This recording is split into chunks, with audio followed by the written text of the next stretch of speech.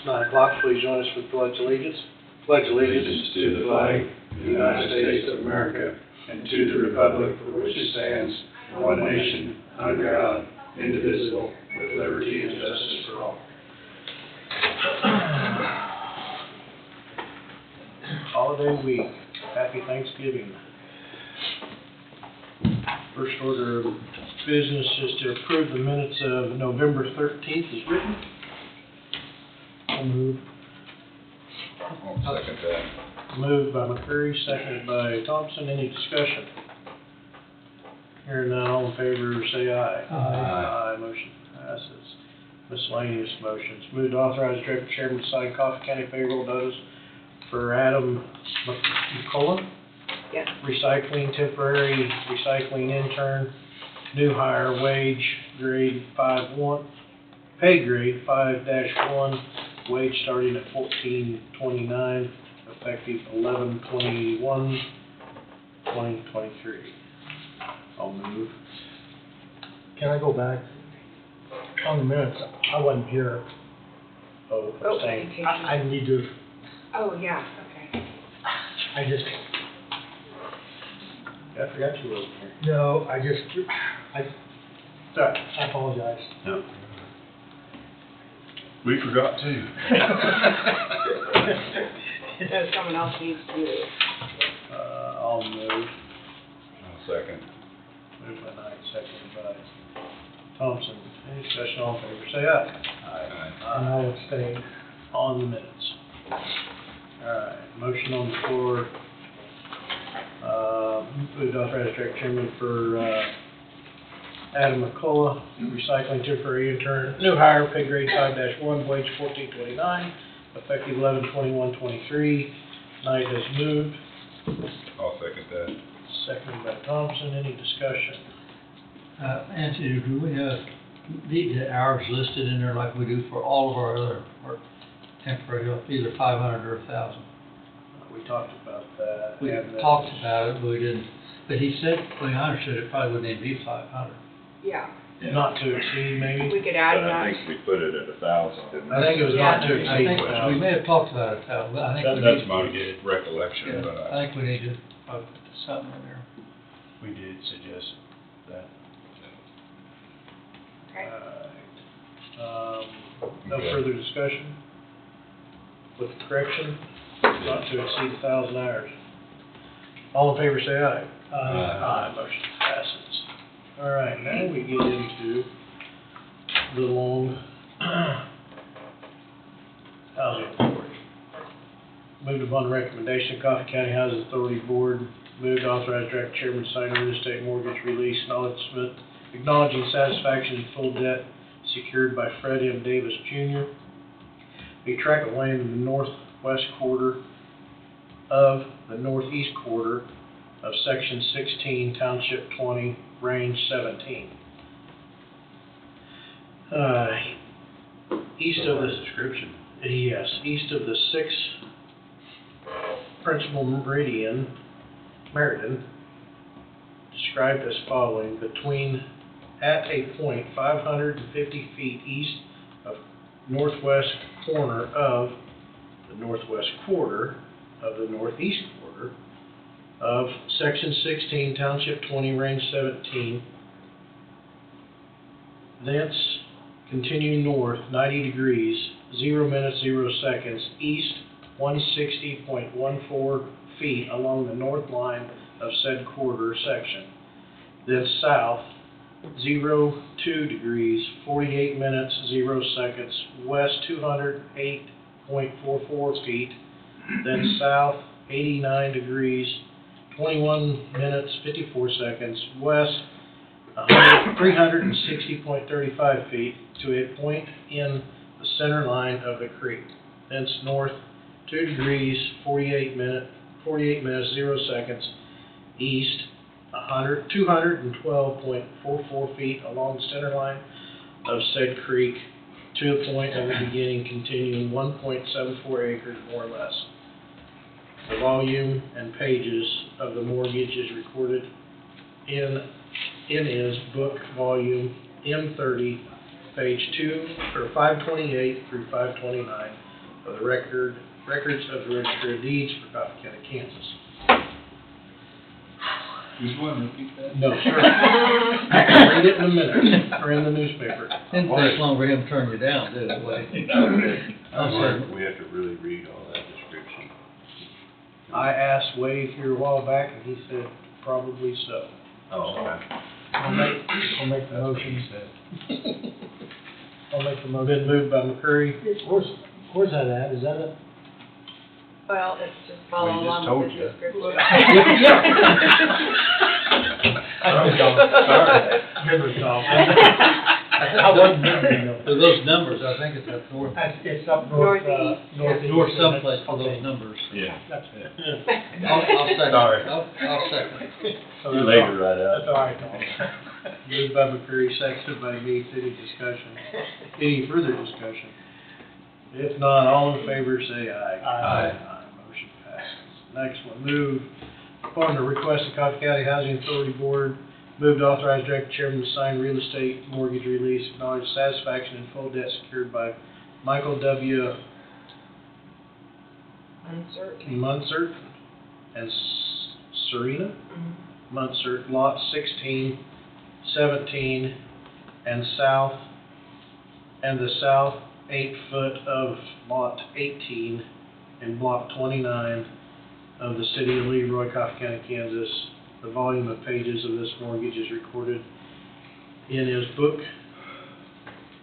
volume M300, page 526 through 527 of the record of the Register of Deeds, Coffee County, Kansas.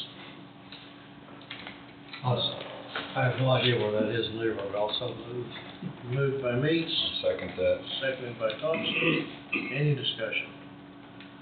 All in favor say aye. Aye. Motion passes. Next one. Moved upon the request of Coffee County Housing Authority Board, moved to authorize director chairman to sign real estate mortgage release, acknowledging satisfaction in full debt secured by Rita C. Trader, Looks like to me. Yeah. lots 13, lot 14, in block 15 of the city of Gridley, Coffee County, Kansas. The volume of the page of the mortgage is recorded in his book volume M300, page 530 through 531 of the records of the Register of Deeds for Coffee County, Kansas. I so moved. By Thompson, I'll second. seconded by McCreary. Any discussion? All in favor say aye. Aye, motion passes. Final. Move upon the request of Coffee County Housing Authority Board to authorize director chairman to sign real estate mortgage release, acknowledge satisfaction of full debt secured by Bonnie S. Heath and Betty L. DeWhite and Patty Jo DeWhite, lots 12, 13, and 14 in block 117 in the city of Burlington, Kansas. The volume of the page of the mortgage is recorded in is book volume 300, page 522 through 523, in the records of the Register of Deeds for Coffee County, Kansas. I'll move. Second. Moved by Knight, seconded by Huguet. All in favor, say aye. Aye. Aye, motion passes. Thank God that's done. Health Director, Amelia, you're up.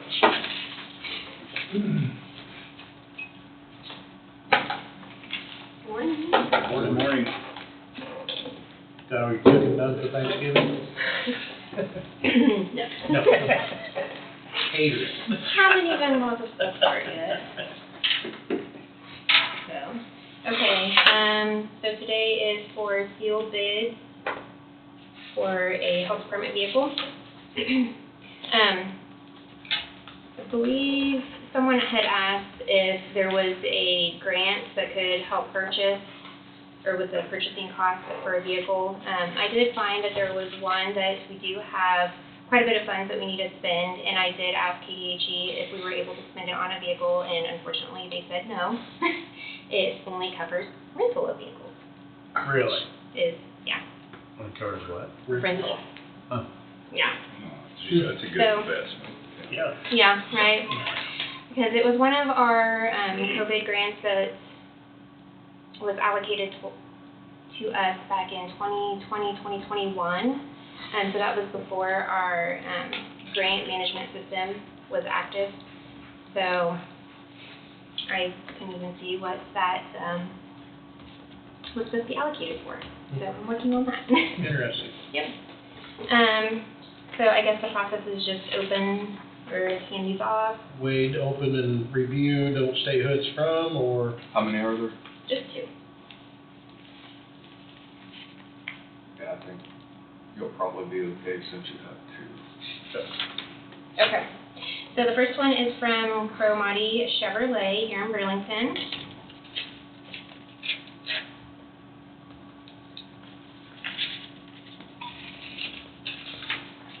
And you sent out specs that you requested, right? Mm-hmm. And they did also see it in the newspaper as well.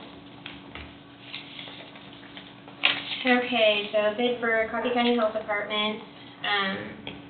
Cromartie Chevrolet would like to place a bid for a 2023 Chevy Suburban Premier that we have in stock, and delivery could take place as quickly as we would like.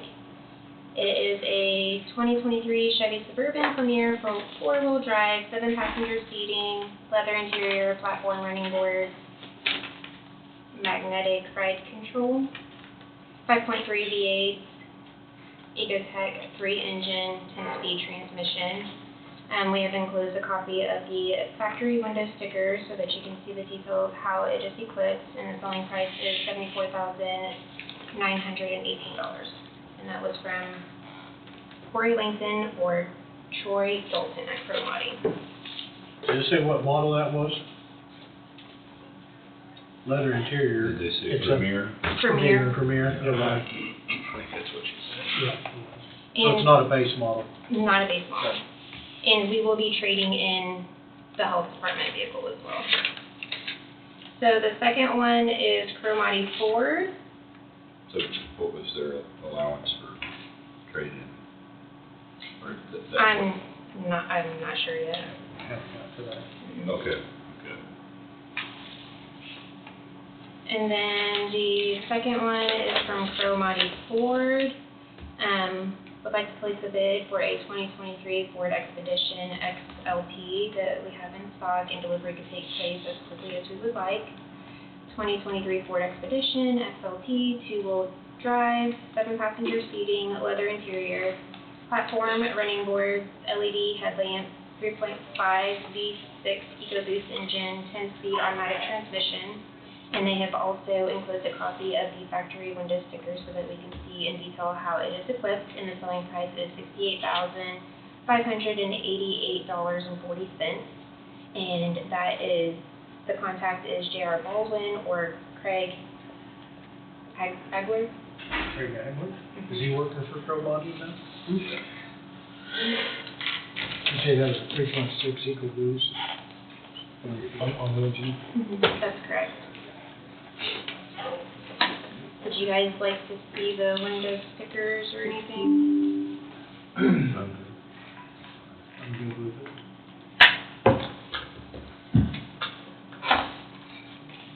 Mr. Wade might on it. Well, no, I'm fine with that. I just didn't know what we were gonna What do you have do with trading the in? trade-in. I mean, what's their bid for that?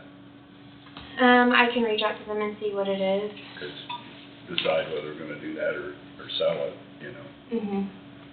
Okay. What do you have? What's your vehicle now?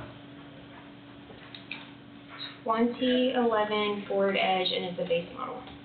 It's a Ford Edge. And there's now 102,000 miles on it. That's what I thought it did. I think Have a that's huge what you amount said. of miles for- What you said last week, 100,000 miles Yeah. is an Edge in 2011. That's all-wheel drive, isn't it? Ford Edge? They can be They're either front way, wheel. I think. Front-wheel drive only? I think just front wheel, Yeah, you can get them both ways. We had one that was all-wheel drive, so.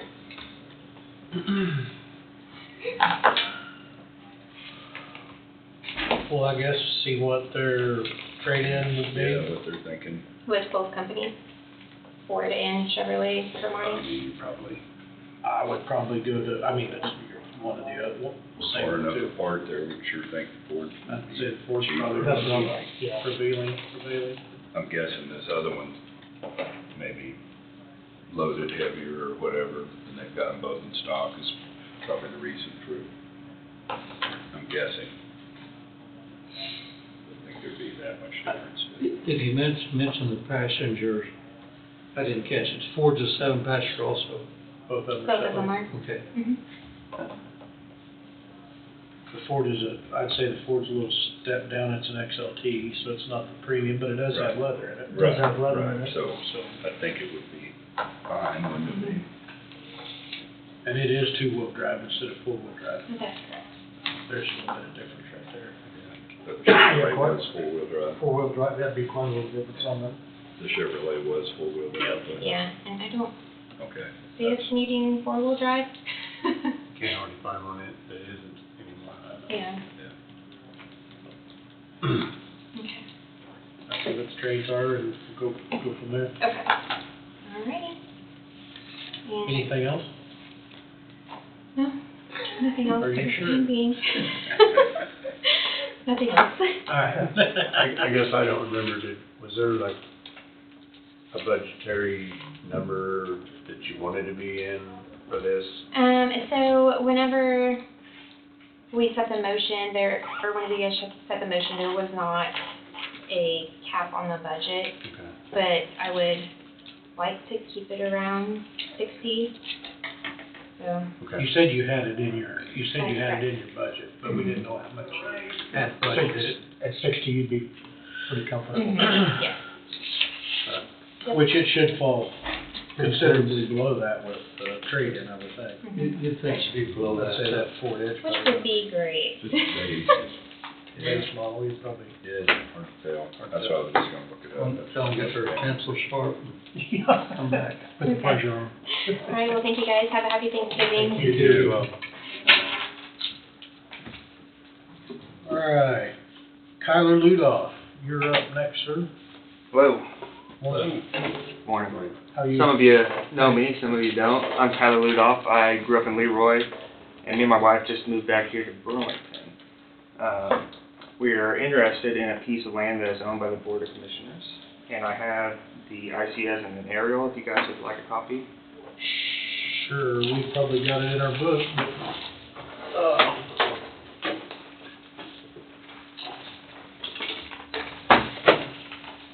Probably. it might be easier to just look at the one you give me. And this is something I worked at the bank in Aliceville, so I use Now you're building a home? Is We that would, what you- we would like to,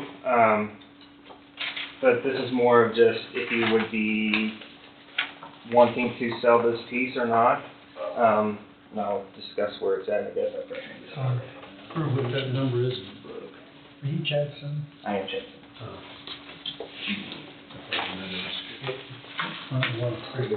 Well, no. Yeah, it's, the meadows, and it sits south and east of there.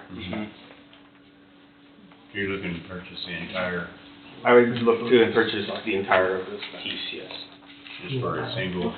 For a single house, and then maybe if we decided in the future to sell off a piece, you know, my thought process is, you get more tax dollars on it if I did sell off a piece for, you know, the county, and the city, everybody would get more tax if I did sell off a piece for a second home on it. But like I said, this is just more or less to see if you are interested in selling it, because I didn't know how you would, if you were, if you'd have to do a public auction, I'm sure you could. I don't know how you would go about that, so that's why I think bringing it to the table is just more my goal here today. But it's hard to, I will say it's hard to find lots in Burlington to buy and build on. There's not very many people willing to do that. So that's why I thought maybe I'd come to Hey, what's you in there? guys and see what, if you'd be interested. This track out west edge of town? Right south and east of the meadows, Okay.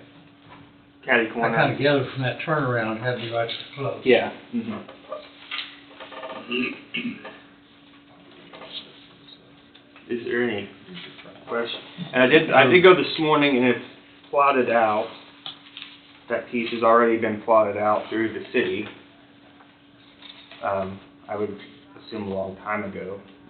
From what I've understood from asking, they didn't, if you guys had it first before the Meadows built their facility, and they were saving it back in case they wanted to add on, or another facility wanted to move there. That's what I gathered from asking The original intent, people. yes.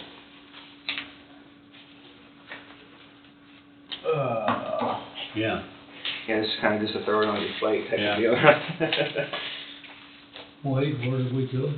I See from here, and we've got these properties, we entertained moving some of them, but I don't think we ever went into much Yeah, discussion on that's an interesting if and how.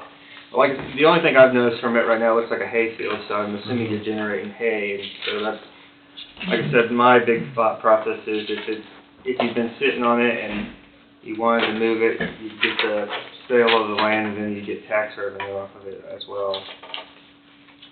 I don't know. Once again, this is all new to me, kind of, council, or commissioners and all that, meetings and all that stuff, so. Hospital knows it, I believe. Knows it. They do. Or they have somebody hay it, I can't remember. I've seen some bales on there before.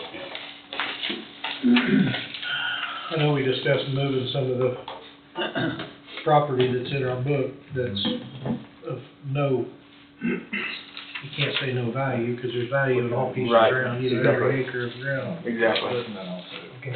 Used to turn it into tax dollars.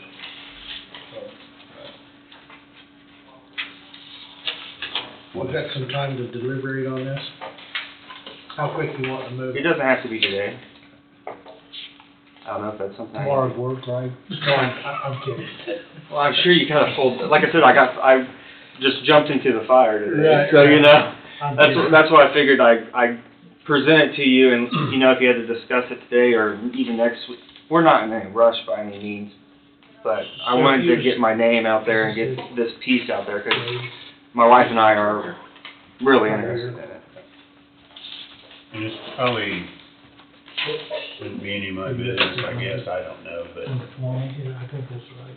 like up there at the Meadows, I Mhm. mean, there's some high-end houses up there. Mhm. For some reason or other, right behind a lot of those high-end houses, there was a little pole barn built. Right. And a guy moved into it. If I was one of my landowners, I'd be livid. Yeah, yeah. So I don't, we're that's not their- building one of those. We're gonna build a house. You're gonna build a Yeah, house. yeah. Yeah, we're not building a barn dominium or, Yeah. yeah, or that's what I call them, I guess. Looks so out of place. I call it a metal building with living quarters, right? I mean, Yeah, that's is about that all kind that, that's about all that thing is. thing is, yeah, I know right where you're Which- talking about. Right straight south of the middle, probably red. a Yeah. couple hundred Yeah. yards on the east side. Yep. So if you was to build, which side would you pick, the south side or the north side? I would say probably the north side. The north side would be your spot. Mm-hmm.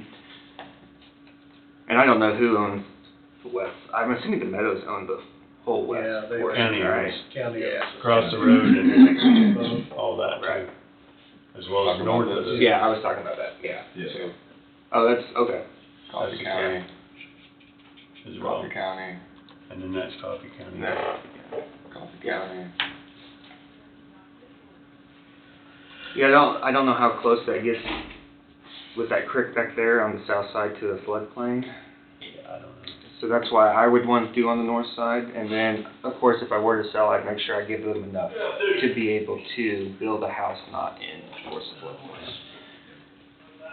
Which, looking on that, You can get a map for that. Yeah. It shows that. like I said, it's 5 acres, that's a lot of land for, Right, I don't need that much. It'd be nice to have, don't get me wrong, but right. we've already talked about selling off the south half, even, you know, splitting it in half even. Well, I know the housing authority has looked at several times about something in that area Just for this purpose. for this purpose, to put a house in there. A house or two across the street, yeah. Yeah. So, fits the bill. Yes. Puts it on the tax roll, so. Yep. Like I said, I got a number, but I'm not gonna say the number, because I wanna make sure that you're willing to Right. sell it first. And I'd like to talk to- toss your number out, you know? Well, I'd like to be able to visit with Wade to see whether we maybe should advertise this. Yeah, I wouldn't toss it Well, out. that's what I kinda figured, would that be something you guys put on sealed bid or public, you know? I figured that'd be up to you guys, of what you're gonna do, you're not probably gonna be able to sell it directly to an individual. In all fairness to you, I would throw your number out, Oh, no, Right. I'm not, because people watch, I know, I'm not throwing a number out yet, so. and we'll need to discuss it. Right. Yeah. And that's what the whole point was, Yeah, good job, thank you. bring it to the table. Thank you very much. I hope I had enough information. So that was my big worry, is what, That's great. what all the Great. information do I need to That's bring? great. So, You did- yeah. You did fine. I mean, yeah. Is there any other questions for me, or do you need any, I guess, if you did decide, not that I need to be the first one to know, would I be the first one to know what you would decide, or is that something I have to, I'd say we'd have somebody get ahold of you. Okay. If you'll leave your contact information with the clerk's office, okay, unless you have it already. I don't. Okay. no, you want, Sure. I mean, Wade knows where I live. I was just Or gonna. get a hold of, he knows how to get a hold of me if need be. Yeah, put it that way. Just a ballpark, what are we looking, 300 to 450 range for a house? Cause I mean, there's- you really can't get much of No, anything. it's not gonna be, yeah, Yeah, yeah, I'm just trying to do it for tax. right, yeah. What's wrong with tax roll? There's some nice houses up there, that's why I posed that question. I probably shouldn't have, but. Couldn't interest you in a big red house, could we? Just a short drive up to It's the a short drive up the road to the north. A little bit more money. A little bit more money, yeah. But it's already there. Ready to move in? Move in ready. I even got the heat on for you. You can use the pool. But I think that was a little more than what he's willing to. Might be. Yeah. My wife has a specific design that she would like. I don't know, we haven't even got to that I point think yet. you'd like this one. We haven't even got to that point yet, so. No, I appreciate you guys, hearing me out. Oh. Thank you, we'll Yes, do appreciate some it. discussing and Okay, get back in touch with you. okay, alrighty. Thank You guys you. have a good day. Thank you. Thanks for coming in, Todd. We've got a break until 10 o'clock for the canvass of the 2023 school and city general election, so we've got some stuff we can sign. Wade's probably got a bunch of stuff for us. You wanna go into, got round table for us, Yes. okay? Are you wanting to do We that? can wait on this, I go ahead and just do, huh? sign your stuff, have that done, Okay, and you're here for the, for the duration of the day. if it would have been, if we knew ahead of time, we would have scheduled the jail maybe at Earlier. 11 instead of 1. But if there's a lot of discussion, that runs into noon, and Yep. I bet there's gonna be a lot of discussion. Yes. Just guessing.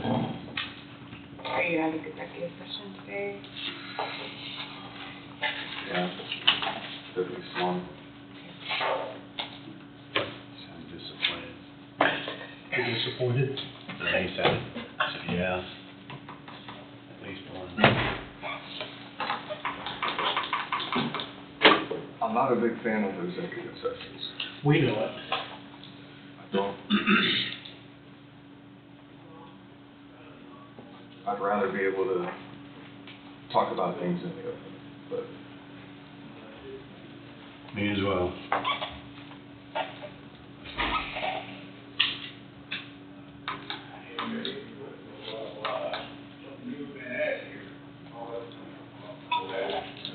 You got an email Friday?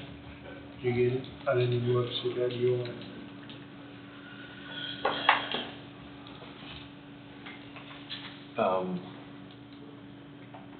I guess for Lawson. Wade must have had to go for a break.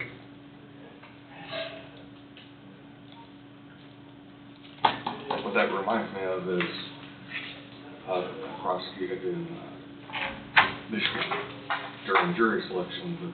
One of the judges in one of the courtrooms would say, now, during the course of this trial, you may need to go smoke a cigarette, you may need to take a bathroom break. Just get up and leave. And a couple, like, during the middle of a trial. Yeah.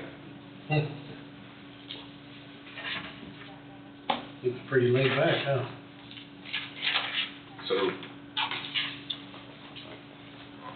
in looking at this, I don't know if, because the hospital has done something, it might be beneficial to have a conversation with the hospital board.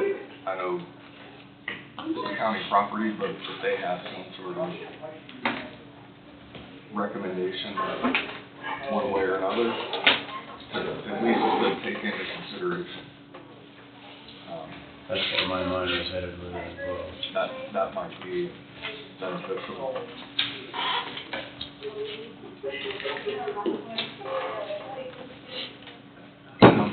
Number two, it wouldn't, in my opinion, it wouldn't hurt to put it out for sealed bids, because this is maybe prime property. Mm-hmm. And then, people can look on this site here, and if you see the last county appraisal, the value on the tax, County value. GIS, in 2022, 12,540, 2023, 12,540. So, and it looks like it's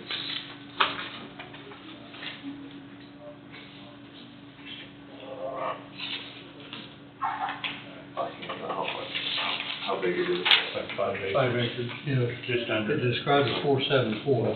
Just under 5, yeah. Yeah. So those are two things that came to mind.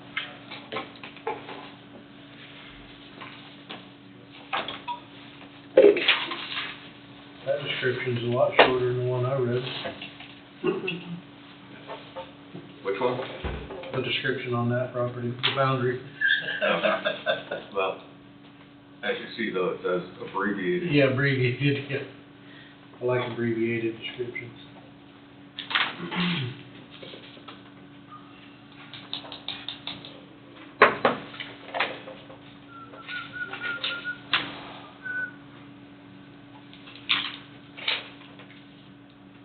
Then maybe number 2 and 3 at the same time. The crosswalk between the new parking lot and the courthouse is finished. Flashing lights, you press a button, actually, it looks pretty good. And then a vapor light? Or a LED light that's put up that LED solar power. it illuminates that entire parking lot. And Does a good job. it does it. So we don't gotta go and spend more money with lighting. Doesn't appear so. Only if you want it. And it's solar powered, you said? Oh, I thought he was talking about the crosswalk now. Oh, The okay. parking lot light. Yeah. The angle it up a little bit, he said, shine more southward. Looks pretty good. Yeah. Pretty bright though. Hmm? Good. Lights up very well. So the installation was $100. They put it to the city, and then, what was it, $8 a month? Good deal. So whenever you have a chance, I'd encourage you to drive by when it's dark and check that out.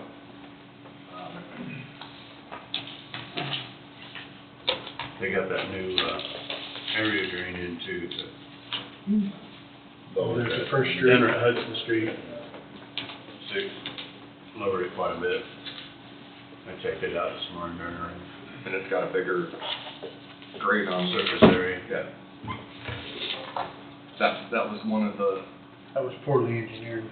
Yeah, I said that when we walked down there, it was too high. one, Down there. once you have water running, you really can't test anything until you see how Yeah. it runs, and it got tested and created its own issues, but I didn't look at it with all the rain that we've had, it's draining well now. Mhm. So, and I believe that was covered through, Contingency money. contingency money with River City, so. And that's why that money's there.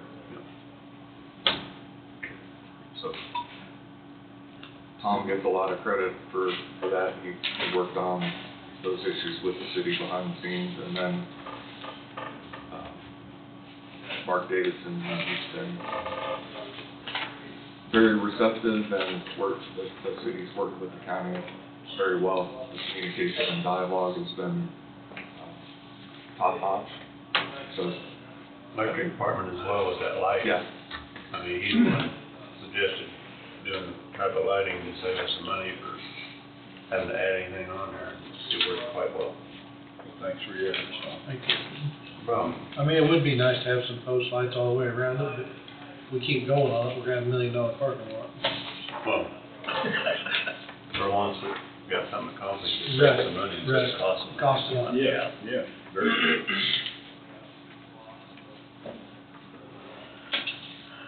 Served the purpose quite well, Yep. like to me anyway. So it's the same type of lighting that they have on the highways, I'd say. Is it K-State purple? Some of those are purple. No, it look like it's me. I'd have to take it down if it was. No. You're saying it can't be, it's working? That's what you're saying.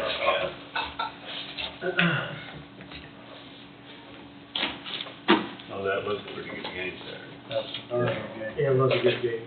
Somebody had it gonna win, somebody was gonna lose. That's right. And it was a coin toss at the beginning of the game. That's what I think about all those games like that.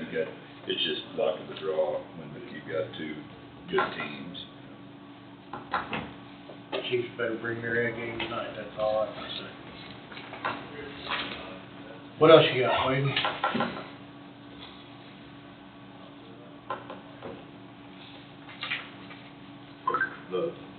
the next thing would be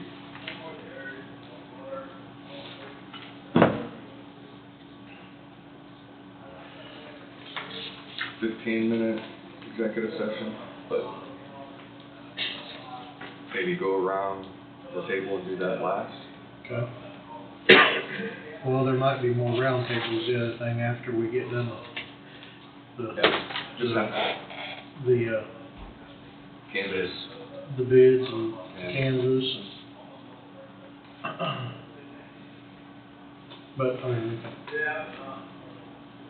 hit it, I guess, see if anybody's got any round tables. Steve, I don't. Too early for me to be thinking of round table right now. I was gonna say mine, not yet. I'm sure I'll have to save mine for later. Wade, Not at this time.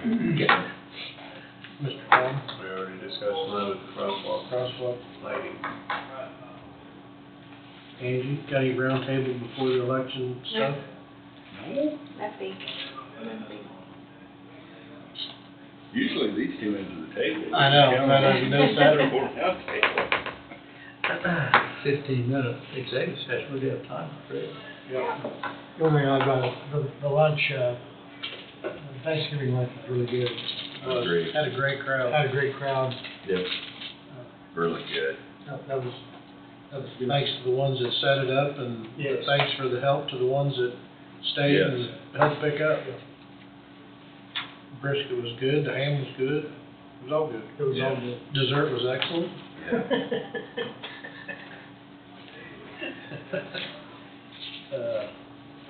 Yeah, it was good, good lunch. I don't know what we had, do we have much leftovers? There's probably ham.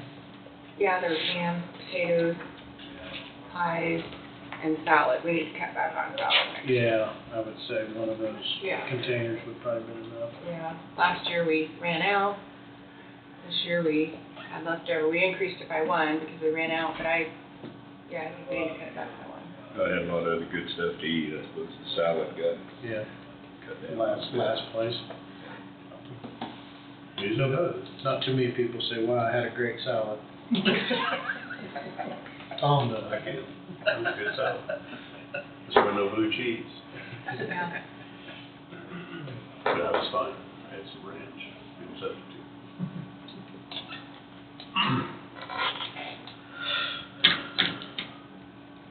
I don't think I have anything.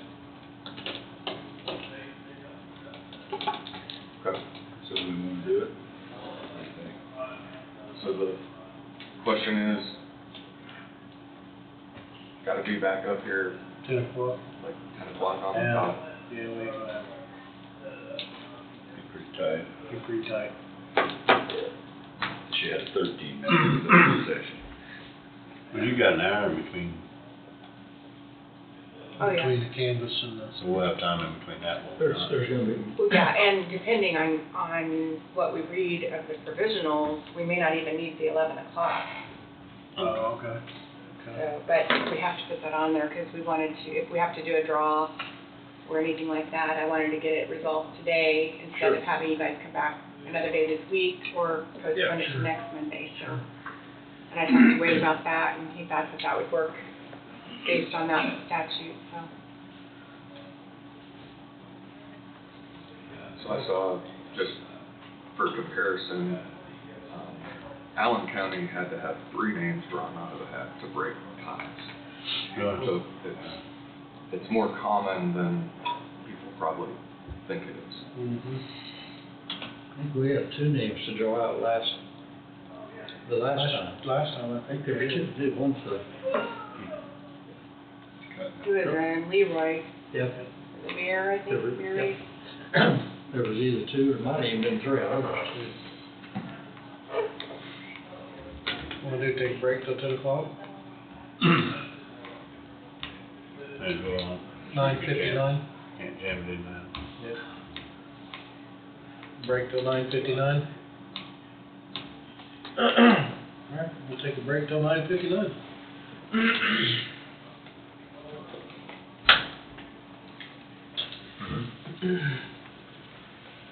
Okay. All right. Ready? 10 o'clock. 9:59. Oh, yeah, Oh, yeah, 9:59, we gotta wait till 10. That'd be another one. I can use that 1 minute to brag on our election workers again, if you want me to. Sure, sure. We had a mix of our veterans that are experienced and wise in the things, and we've got some new, fresh people in, some of them younger from the community. We have one that's moved in from another county that used to be a supervising judge there, young lady that's gonna do a great job for us. And people don't recognize, except when they go in there to vote, how hard those people are working. Say ladies, most of them are, few of them are not. But, and they've got kids out of the high schools coming in, helping them with the machines and the voters. And they did an outstanding job again today for this election day. It's a long day. Long day. They're there at 6 in the morning until after, everybody's gone after 7. And then they gotta do all their finishing up work and get things turned in, and we couldn't appreciate them more. Very good. There you go. All right, it's 10 o'clock. Canvass the 2023 school and city general election. Angie, you're on. You'll need to make a motion Oh, to go in, it's on your. I did not read. Move to convey as Board of Canvassers to canvass the results of November 7th, 2023 city school general election at 10 a.m. So I'll second that. Moved by Eden, second by Thompson. Any discussion? All in favor, say aye. Aye. Motion passes. Okay, so to get started, we'll go over the results and the balance sheet and all the poll books here in a few minutes, but we've got a couple of contested races. It may change depending on the outcome of the provisional ballot. So I was gonna hand the provisional ballot information out first, and we can go over that, so then the board can, open those, and we can read the results then to find out if it will affect the race, or if we may have to draw at 11 o'clock, depending on what that is, so.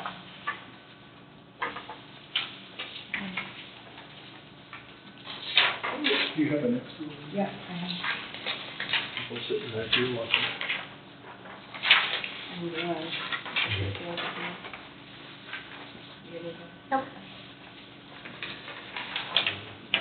Okay, so on the front's a little summary sheet there of everything on the table on the back.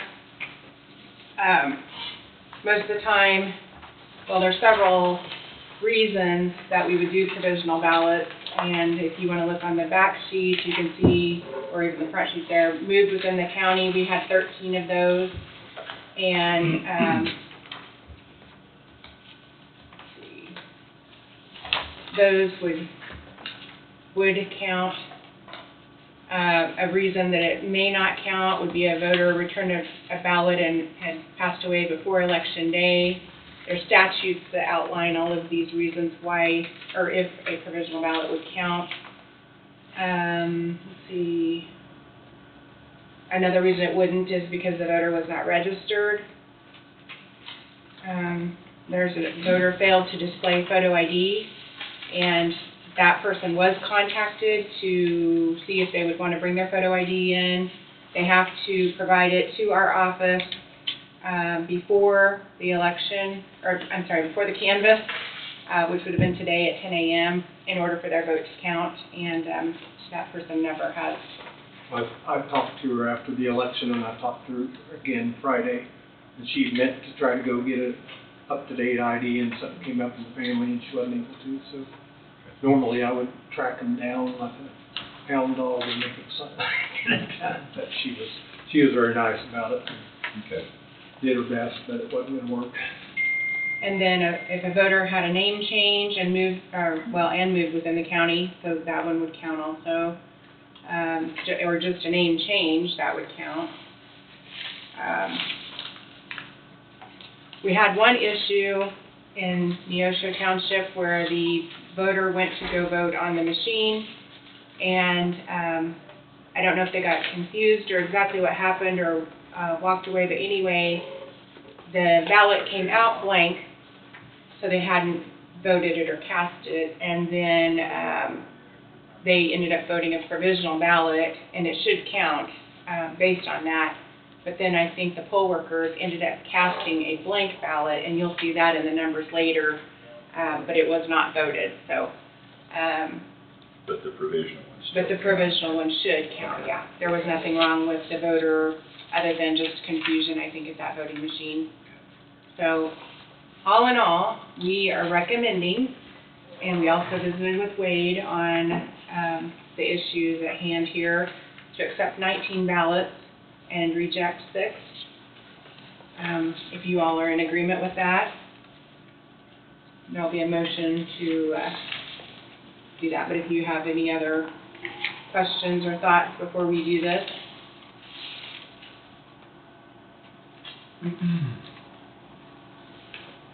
I don't, looks like they're all legit reasons, but I don't understand the, I mean, if you mail a ballot in there, you voted early and you pass away.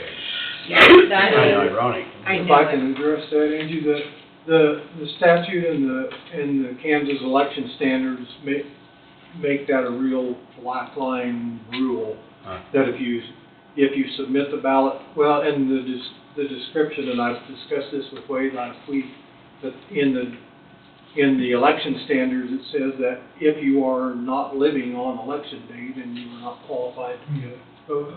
Okay. It is a curious thing, because if you had come in and voted in person, and your ballot went into the tub, I always say it's like a drop of water going in the lake. Once it's in there, you can't tell what's the drop and what's the lake. Yeah. But because it's a mail-in ballot, it's sitting in that envelope until election night. So we know where the drop is, Yeah. Mhm. and if we have that knowledge that, and it actually says you have to be alive until a canvas in Okay. some of that material. Which I question that, I think if you're alive on election day, you're alive on election day. But in any event, the ballot was mailed on the 18th of October and returned on the 31st, and the voter passed away on the 3rd, and election was on the 7th, so there wasn't really any question about the timeline of it. Okay.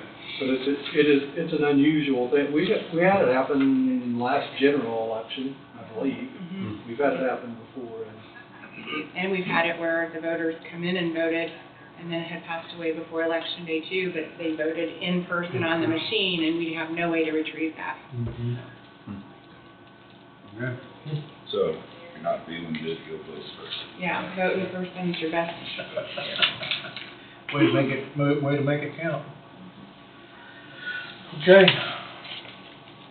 Upon recommendation of the county election officer, move to accept 19 provisional ballots, reject 6 provisional ballots, contest with the state statute, and the provisional votes total will be added to the appropriate races. So, Second. Moved by Hughes, seconded by Meeks. Any discussion? Hearing none, all in favor say aye. Motion passes. We're good to go ahead. Yep. You said, Steve's one second, Jeff. So McCurry. Moved by Hughes, seconded by Meeks. This is the balance sheet that we use to show you how many voted on the machine versus checked in on the poll pad. And then I have a total for you on the back side. Can I give you one more? No.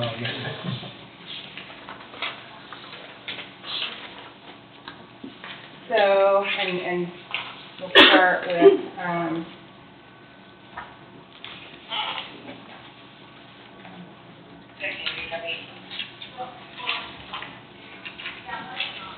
so in the county clerk's office, if you notice, we had 164 people vote on the express vote. And we had 166 check-in. 2 of those were paper, so they would not show up on the express vote. So you can look at that, and then you just sign on the back if you're in agreement. These poll books that I'm printed off, they come directly from the poll pads. I import them into a website that is the converter, if you will. And then I export out of there back into our election software that we use. And that gives each voter credit. So really, there's nothing I do touching any of this. It just kind of goes from One to another and back. poll pad to website, then into Elbow. So yeah.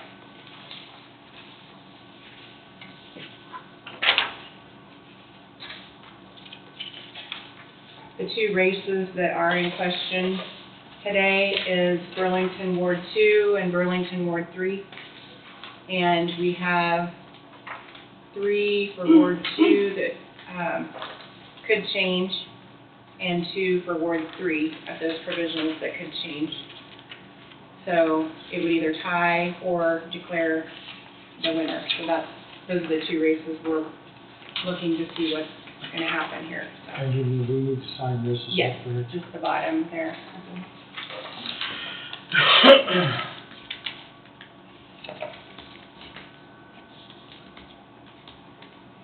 There's 5 ballots in Ridley, USA 242 paper ballots as high as Yes, those were, were blank. there, okay, 5 were 252 paper ballots that were for USG 252, and then we had 2 that were blank, that were cast in. And that one's gonna be a little off, kind of wonky for what all happened, but the numbers came out fine. The next one is the advanced poll book, which were the mail out. So we need to sign this one sheet. and, it shows 59 and then two additional, and we had to hand count one, so our total ended up being 61.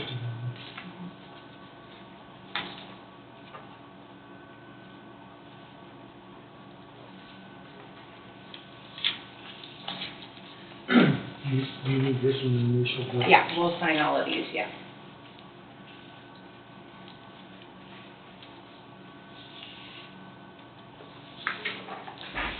Next one would be Kelly Hall, and the same amount voted that checked in. There were no issues there, which was a good thing. Sometimes the puzzle is hard to figure out, but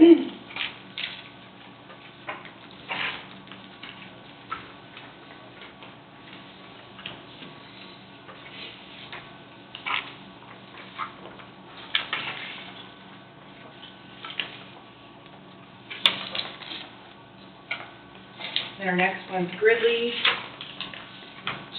So we had 108 that checked in, and the express vote said 103 on the express votes, plus we had those 5 paper, and then, like I said, 2 blank ballots were cast in. One was when I was actually there, because they had that issue where the voter walked away, but the ballot was there.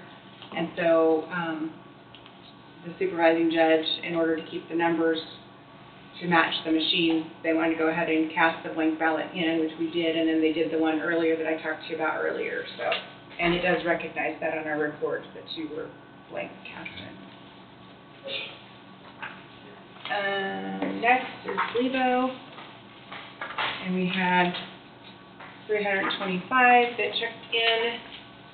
There were 5 252 paper ballots and a blank one cast in there.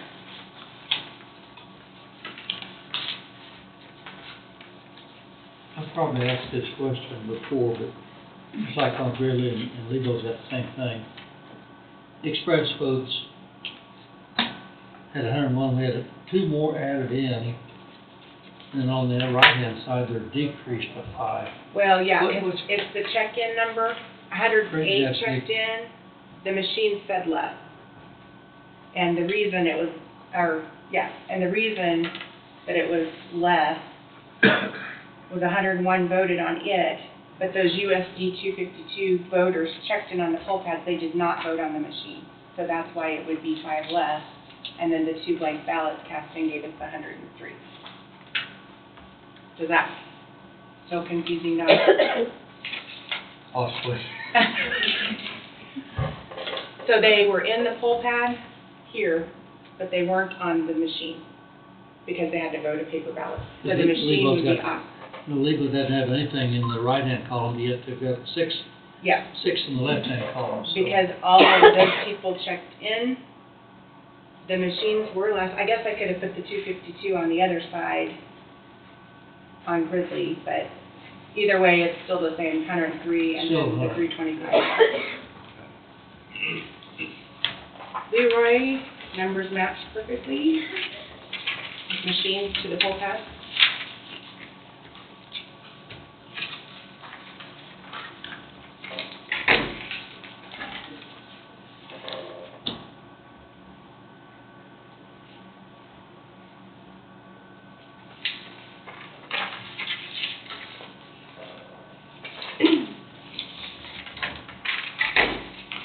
Neutron, same thing, they match 104 to 104.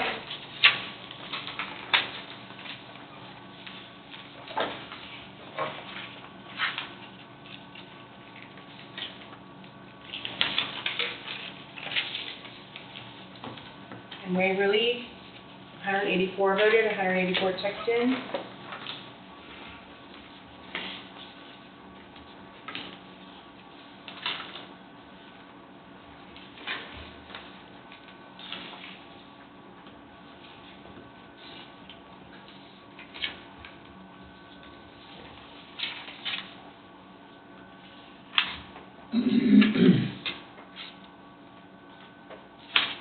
Our grand total is 1,487 voters, and if you look at that on your next report that matches your total ballots cast.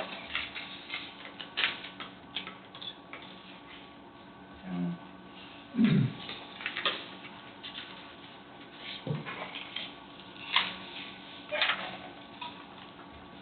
No, I talked to you here, board agent, that 24.4% on an election like this seemed awful high. The people were interested. yeah, And taking, yeah. And I, being part of the program. yes. Hold on just one second.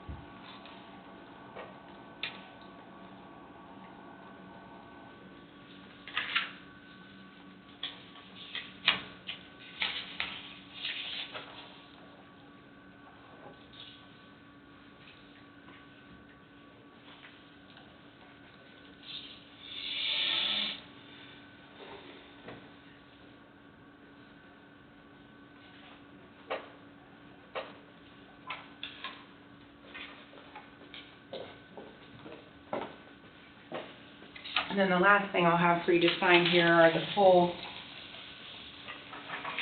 or tally sheets and the poll books that the actual board workers use the night of the election.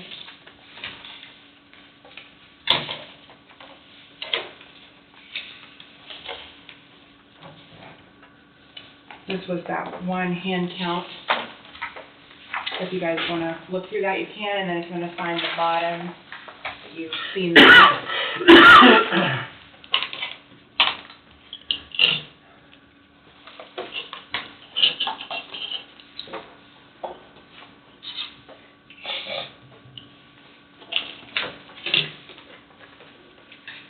The ballot was stuck in the envelope when it was mailed back, and it had stuck to the ballot. The flap had stuck to the ballot, and so it wouldn't read through the machine, so we had to hand count that one.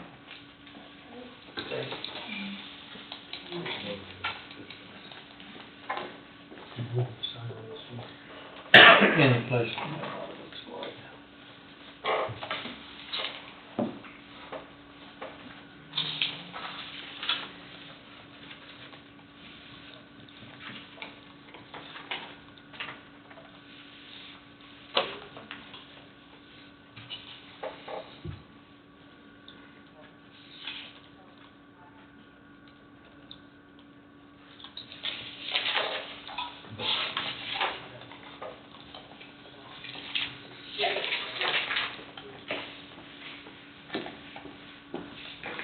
Okay, and then this was the advance poll book from election night, all the mail-ins that came back.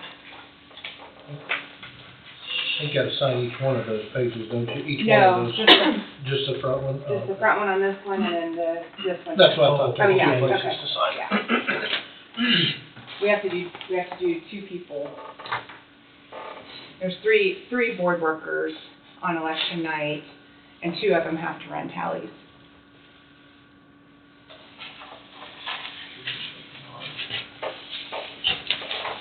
And then those were the mail-ins, 59, 61 actually.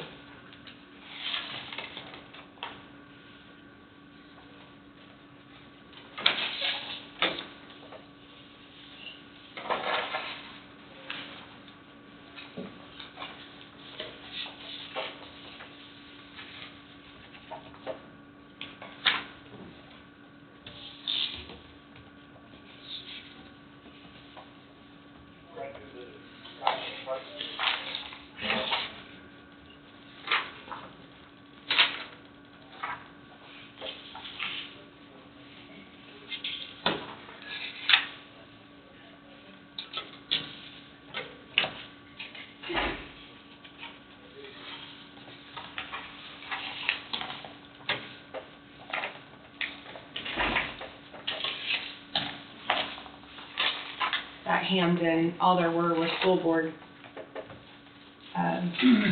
3 school board positions on that.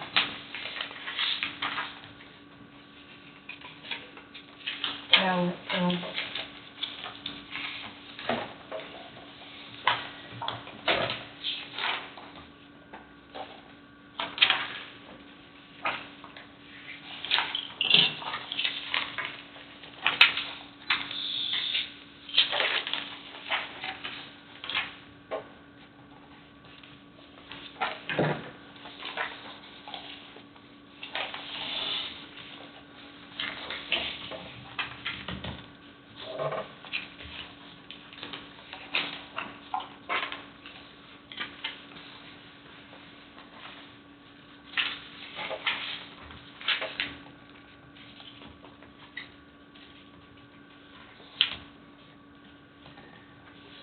You know, the county's like Coffee County here, I don't mean this to be negative.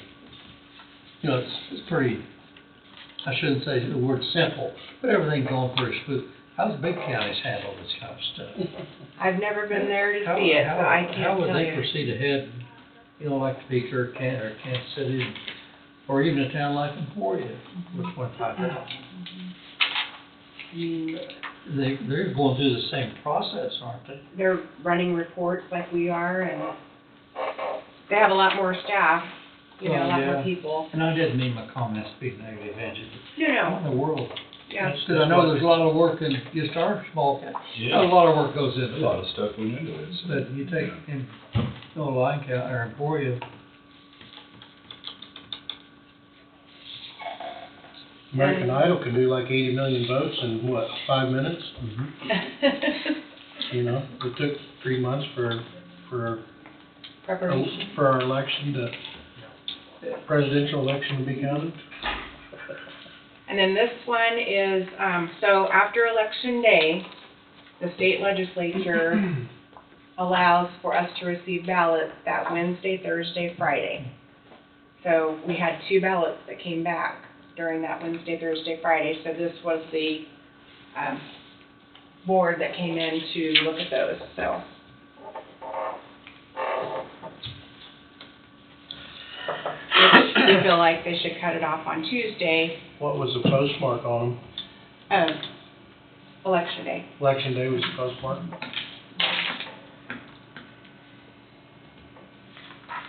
So they're allowed Wednesday, Thursday, and Friday. Mhm. They've got to be in Friday, Mhm. the latest. Yeah. But they've got to be postmarked, or they've got to be dated Mm-hmm. On or before election day. election.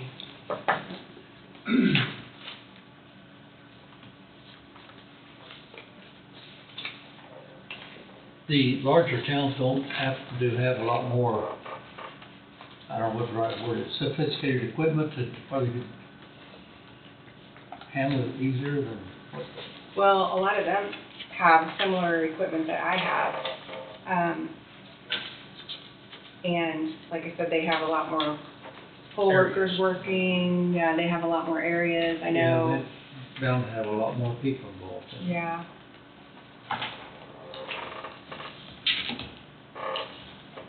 Probably takes quite an army in those cities. I can imagine. Yeah.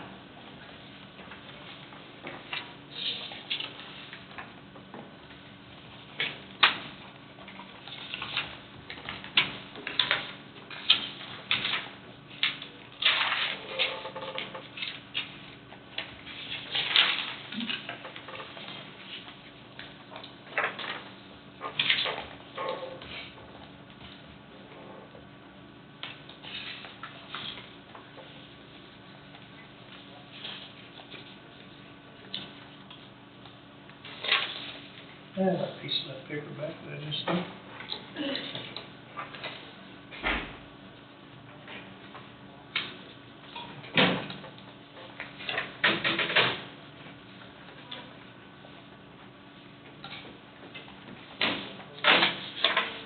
And then after the election is over, the state legislature requires that we perform a ballot audit. And so we had to draw precincts to be audited by a board again. So the two precincts that we had to draw, or that we drew, was USD number 243, position 7, and, let's see, it was Key West Township. And then the other one was Burlington City Council Member Ward 2, for Burlington City Ward 2. So those, and our numbers came out perfect in that audit, so. And signature on board. Mhm.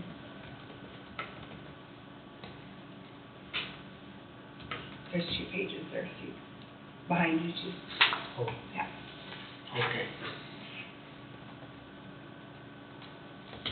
And then we also got the approval to proceed with the canvas from the Secretary of State's office based on that audit, so. Would it come up wrong, then it'd been back to the drawing board. Yeah, we would have had some, Count, recount. yeah. And we never know what precincts we're gonna draw or what, They pick, don't they? no, Oh, we you have to pick. can, but we have to put them, all the names in Oh, and it, then just draw and it then, out. yeah, draw it out. Like we did that one year here.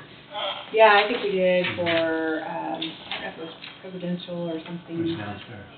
Yeah, we was downstairs. Yeah. Yeah. Try to forget these days. Wasn't required to have the canvas board do that, but, or the commissioners, but I think because of the races, we felt like that was the best thing to do.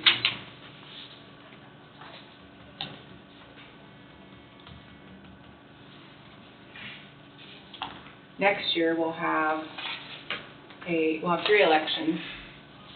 We'll have the presidential preference primary in March, then the regular primary in August, and then the regular general in November, so it's gonna be a busy year. Busy year. Is the March thing, is that new? Is that new? Yeah, we haven't had one for many years, but the legislature voted to have a presidential preference primary, so. On this 243, position 7, the numbers don't pull up near as much as what it does in here. There's other voting machine areas they can vote other than just 1/3. Look at that. This is how they can know it. Okay, yeah, this is all the precincts for 243. This is Okay, a so summary. There's more than. Yeah, this is just Key West. So you're gonna have Lincoln, you'll have,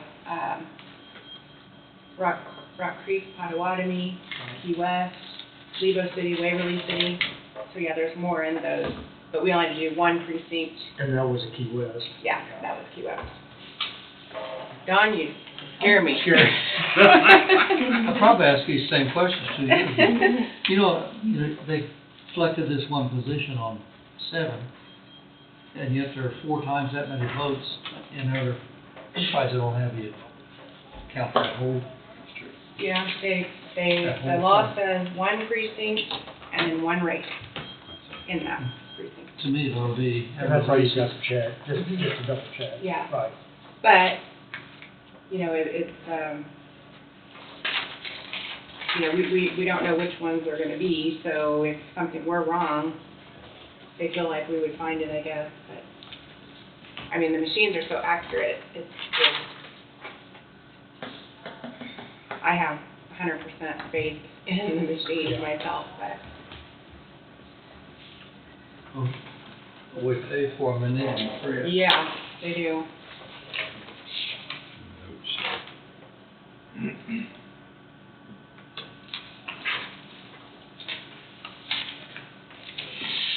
And Don, you asked what the percentage was on that Lebo question. 33.1% people voted on that Lebo question. Nope. What was the question? To sell off their gas, Yeah, gas service Service. to, Evergy, not Evergy, no, wasn't that Kansas. Kansas Gas? Kansas Gas, yeah, Well, eventually it passed. yeah. Mhm. Gas is very expensive in my town.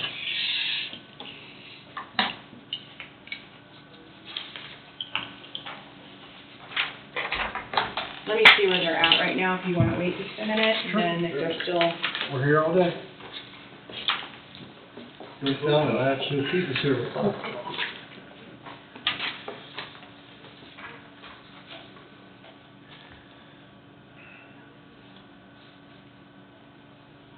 is part of their responsibilities, I guess. Yep. That is right. I'm sorry? That is correct, yeah.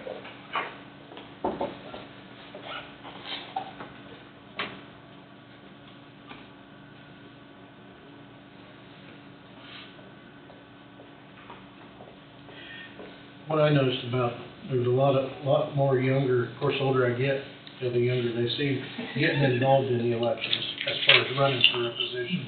And that's what I like to see. It's great, yeah. Younger people getting involved.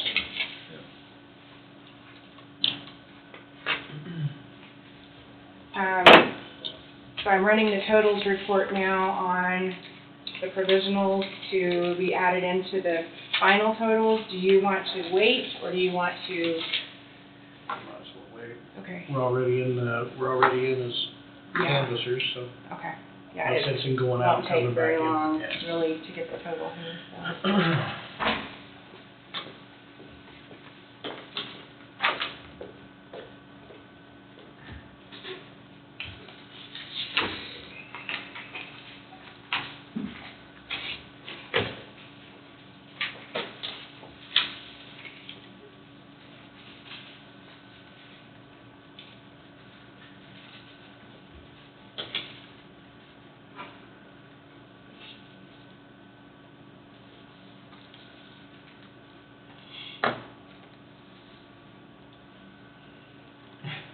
Back to that Jeopardy music. Yeah. Morning, Carol. Good morning. Are you awake yet? I am. I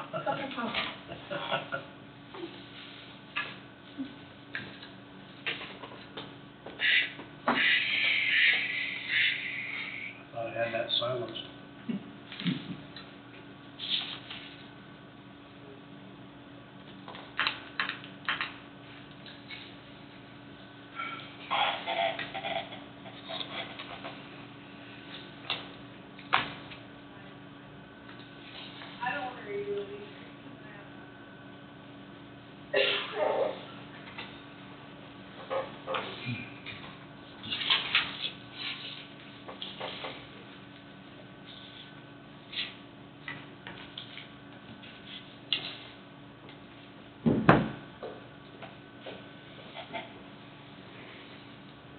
Is that mud? Looks like mud from digging.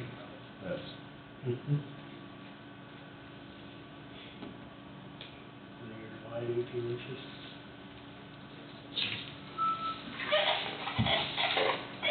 That's out there. Might be a little under. Yeah, I don't have anything.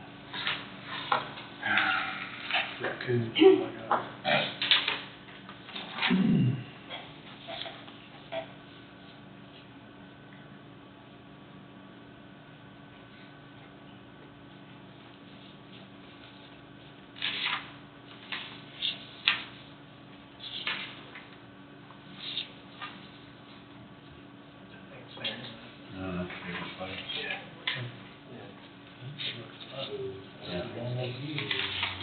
Messed up on that one side.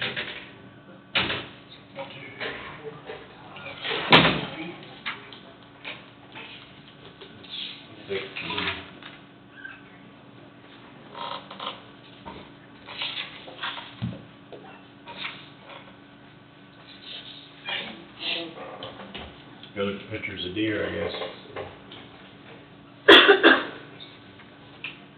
I'm looking at the law. Ours sounds like a lot more fun.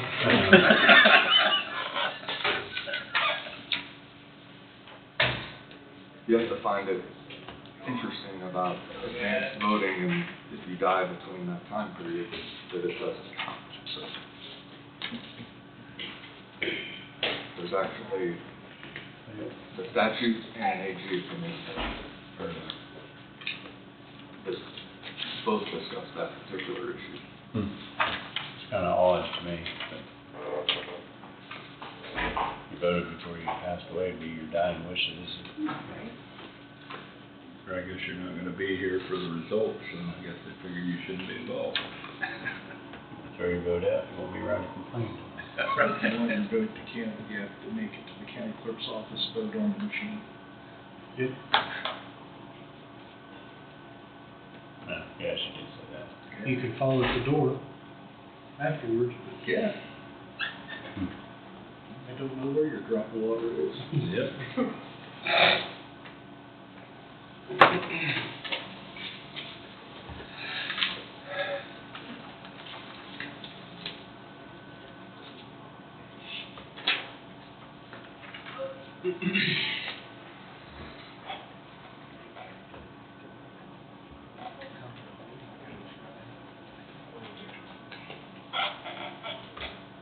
Yeah. Good. Yeah. Very, educational. Well. Oh, that was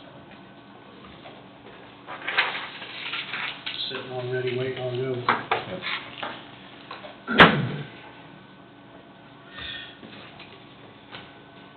Yeah, that too. Yeah, I forgot about that. The last one was enlightening, educational, informative. Nice. Nice conversation. Doing good, we're doing good on the kids. They had done a Humboldt. Those over engineers estimate. Oh, really? I just touched low. Only actually some, that big project was crazy. It was over engineers estimate. Hmm. Not that old, not bad enough to throw it out, so I don't think. Find out, hopefully this week.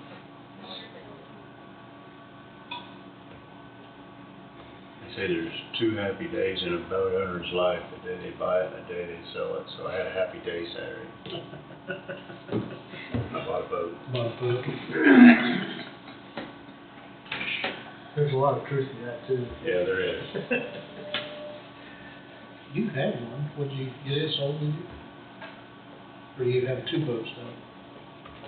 I have 2 now, but one's just for small bodies of water, this one's so I can get on larger bodies of water. You know, it's a part of that retirement plan thing. Find the time to use it before I retire, so I won't have to buy it later. Hopefully. Pile of stuff. I had a pontoon, I didn't wind up using it as much. It was not very fun to fish off of. You didn't like it? And not very fun to fish off of, really. That's it. You don't have a lot of control, especially when that wind comes up. Big sail then. Yeah. I had, years ago, I had an 81 Tracker DP, 17-foot DP. I wound up using my creek boat when I did it, so I sold it. As soon as you pull out of the driveway with it, I knew I shouldn't have sold it. I've been looking for one just like it ever since I finally found it. So. I see. This is a 13. Old guy had it down in Springfield. Had it in storage for the last 4 or 5 years. I see. Soundworks for Bass Pro, pulled it in with her. On Facebook. I have some stomach process right down in the yes. Wrong time. Wrong time. Wrong. We'll see. Looking for that happy day. We'll see. Buy or sell, right? But no, I've been anxious to get back out on, come out and some of the wintertime crappie fishes. I see. Those are fun. Right. Right. Got you a shack, so you go out there when it gets cold and ice on? Actually, this one came with a Enclosed? windshield and you got a, yeah. You don't go out and ice fish? No. Oh. Well, we've been on Melbourne many times where the ice is broke up and you found where on a certain part of the lake where the ice is just beating up against the rock, sounds like wind chimes almost. Mm-hmm. It does, I mean, it's like tingling or crackles, all that, but, I see. Yeah, we sat there in 20-foot water, probably caught 150. last. You can just keep 20, but it's a good thing about fish, you don't have to keep any, you throw them back, they're still alive, and all that kind of. Okay. Once you shoot it, No reset. Well, see, they already put it There we back go, in. read them original. This was one ballot we had to hand count. It was, Lebo City ballot that, again, it looks like that something was wrong at the top of the ballot, faded or something that it didn't read in, so they just did that one here this morning.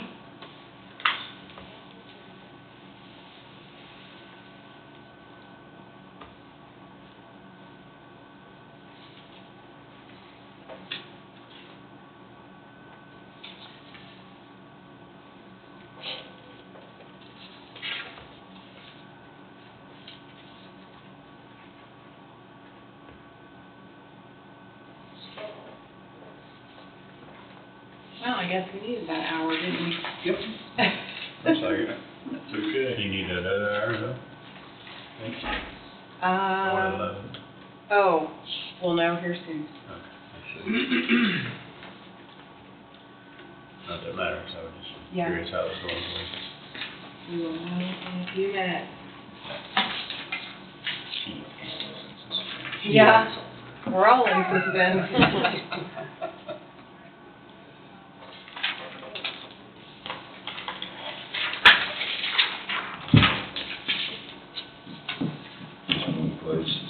Just on the back page, yeah. Both of those are just duplicate tally sheets running together.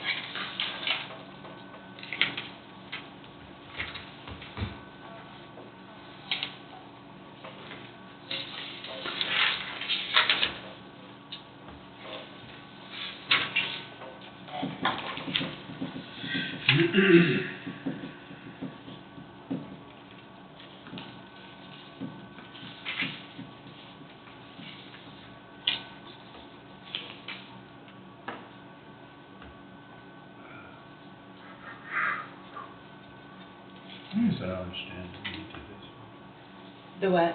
the need for this. It's a provisional ballot that would not read through the machine, so they had to hand count it. We need a tape. Oh, Print out. Okay, I gotta go get a tape. Because that. Get rid of it.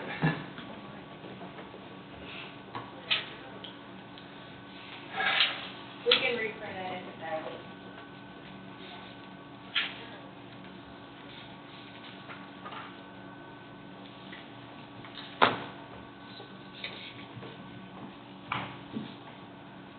Thanksgiving, so ready for Thanksgiving? I think so. You think so? We're hosting this year. Are you? Yeah. We host every year. This is our first year hosting. We have a 9-month-old puppy, so she's gonna be all over the place. Locked in a kennel somewhere, probably. Yeah, probably.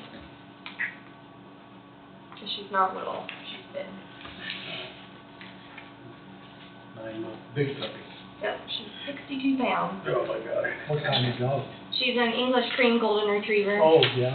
So she's very dopey, but we enjoy her sometimes, most of the time. Some days we're just like, no. Yeah. Yeah, she wakes up around like 4:30 or 5, pretty much every morning, ready to eat. I'm like, we're not eating this early, just go back to sleep, leave me alone.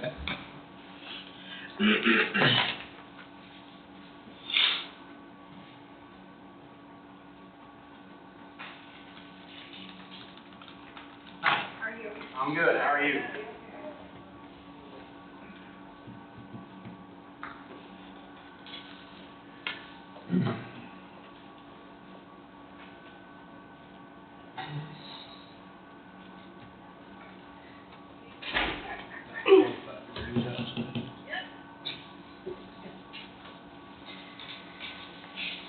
We had a week plan to finish it out. That changed.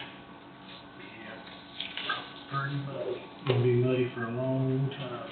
Yeah, it'll dry out. No.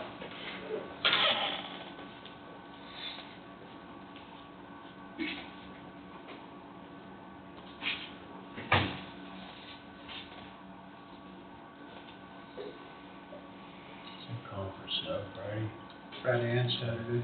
Oh, really? I thought maybe this was kind of the end of the moisture, but it looked real fast. Everybody's telling me. Say anywhere from 3 to 8 inches.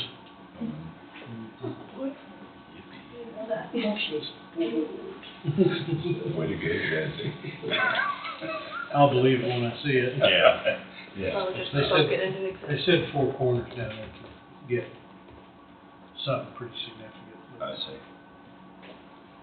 Of course, the northwest corner's gonna get some snow. I say it's all gonna be northwest of us. Yeah, all the forecasts, everybody's different. Yeah. Jesse versus the weatherman. Yeah. If you walk outside and the rocks are wet, it rained. If you walk outside and they're white, it snowed. Yeah. That's my weather map.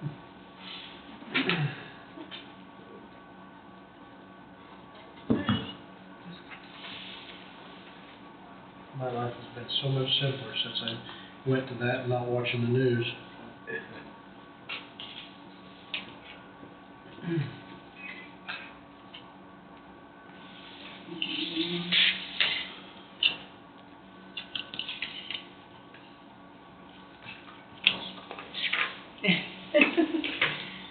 Sorry. What? No, he said, not watching the news, and I Oh. was looking at some of those, when everything was come across, some of the write-ins were, I don't know if you saw them, were Oh, yeah. very political. Yeah. Yeah. Afraid to almost say it in the open right here, so it's like, wow.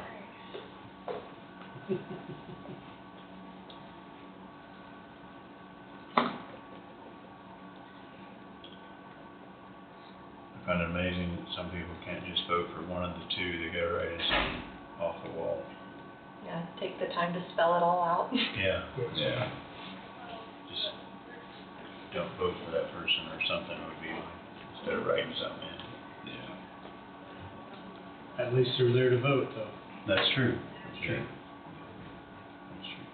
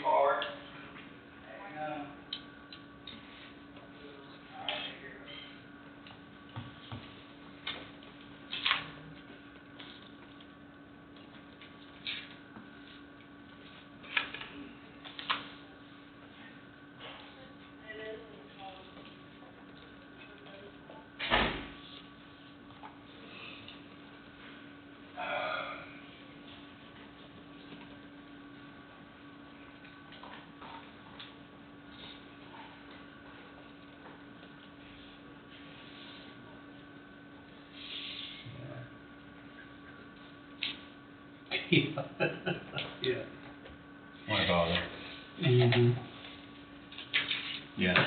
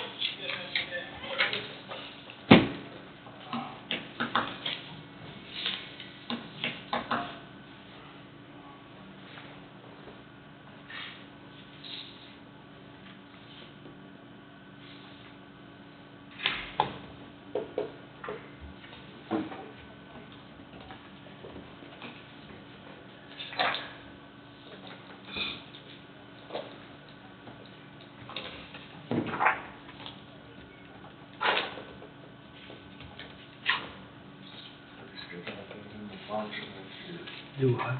Already scheduling things into March of next year with court.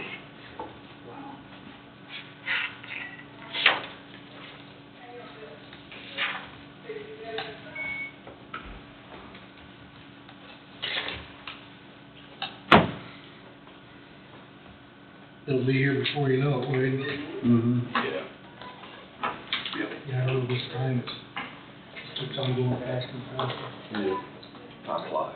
Time flies. I don't know. Yep.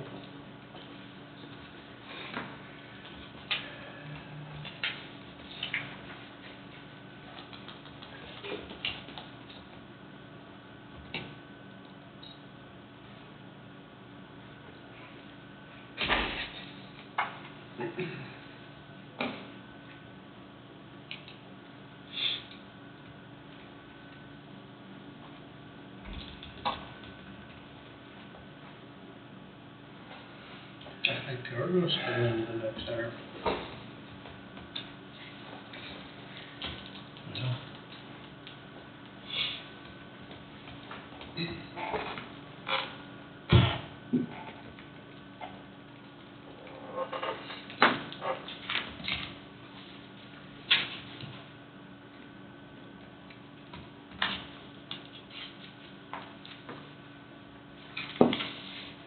So, think them Wolverines go undefeated one more week? They didn't look good. Not Saturday. They looked good to begin with, and then Lost about, steam. well, they gave up a 20-point lead. Faced a little adversity. Adversity is good. What do they think, Maryland? Maryland. I thought it was gonna be a blowout, I mean, it appeared to be. And then whatever happened, Don't know. I mean, if that was Maryland's rankings, it might have, should have been. yeah. Gave Maryland a little momentum, and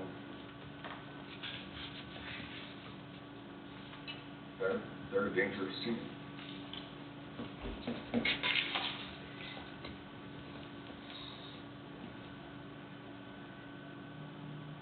Have to see how Florida State responds. They lost their quarterback to a nasty injury.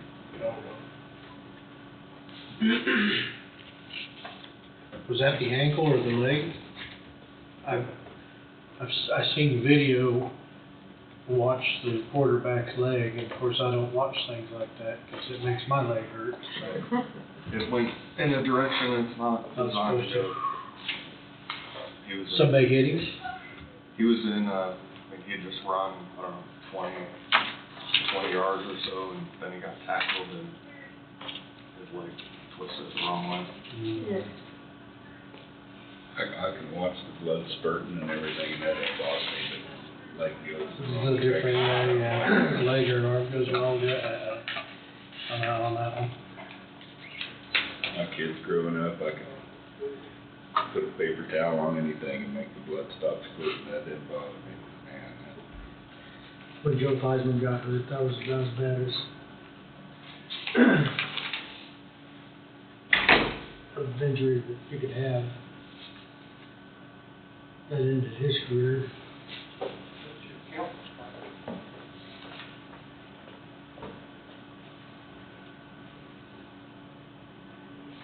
Then she had that deal set up for 11, do we gotta go out and come back in? I think we're still on the 10 o'clock, we're still in the 10 o'clock canvassing. True, but I mean, I think that's, That's the next step, if it goes into a tie, I think. Yep. If it goes into a tie, then we're gonna have to go out. so nothing, we're not on a time crunch now. Not now. Okay. Well, I just seen an 11 of us. Divisional ballot determination. Of course, we can't do that until we have that.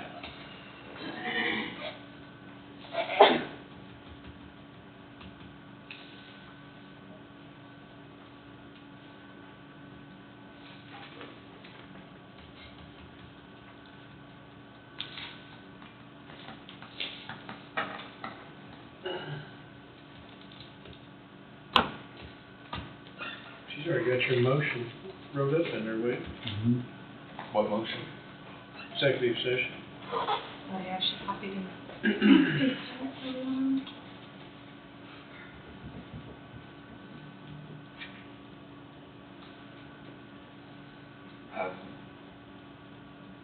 I don't see the sense for attorney-client. Mm-hmm. Potential litigation. Well,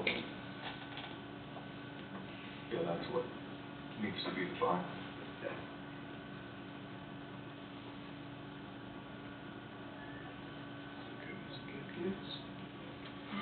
I think that's what the last piece was. She just copied and pasted. She doesn't have to type it all out.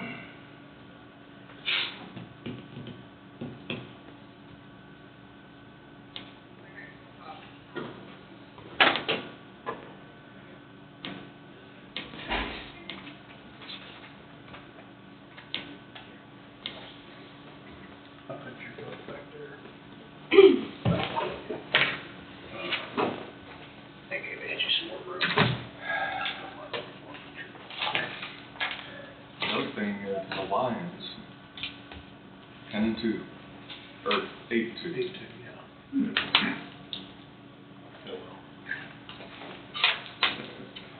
As a Lions fan, Beat tonight. do you remember the time when they were 10-2? No. It's going back into the 60s. So that's something to watch for Thanksgiving. They're not playing Thanksgiving, are they? Yeah, they play every year. Okay. It's usually the game everybody forgets about. Yeah. I went to one of them on Thanksgiving Day, and she and then Chicago, and they were tied at the end of the game. So we decided we'd go up to get some refreshment and watch the overtime. They kicked off to Chicago, they ran it back for a touchdown. Game over. Done deal. It's like, Should've went for refreshments. yeah. Usually that game, Detroit's not very good, and everybody says, why do we have to watch Detroit again? That's what I used to say. Back in the Barry Sanders days, it didn't matter if they were bad or not. It is Fun to watch. Okay. They're running back now, it's good. So we've counted our provisionals. We do have a tie vote in Ward 3, so we're gonna have to do a draw here. Ward 2, we had a fourth ballot But regardless of however it went, it looks like a Ward 1 person got a Ward 2 ballot, and we have no way to determine who that was. So even still though, Nathan is still the winner in that race. We can determine that based on the numbers. So we're gonna draw for Ward 3 here in just a few minutes. So if you guys can just hang tight, we'll get everything ready. So we're drawing for the winner, huh? Yeah, and we're notifying the other candidate. He wanted to be aware, so he may want to be here, I don't know. Okay. So do we gotta do anything, go out, come in, No, stay in? just, if you want to just hang tight there, we'll be, Okay. yeah. Congratulations, Nathan. You can look at it two ways. Be a good thing or a bad thing. Congratulations.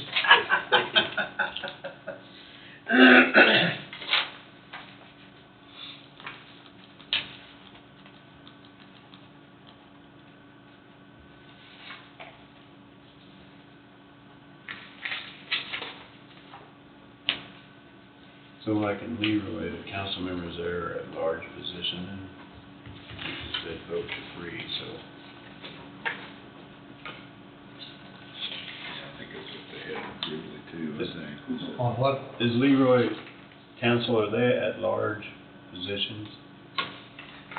I don't think so. They've had kind of an unusual deal down there this, they had one of their clerks, and I'm not gonna mention names, one council member didn't wanna rerun after 4 years. Had an announcement here 2 months ago, moved out of Leroy, and, so he couldn't participate. They had another open position. In fact, ended up with this one family moving from Leroy up in the Dallasville area.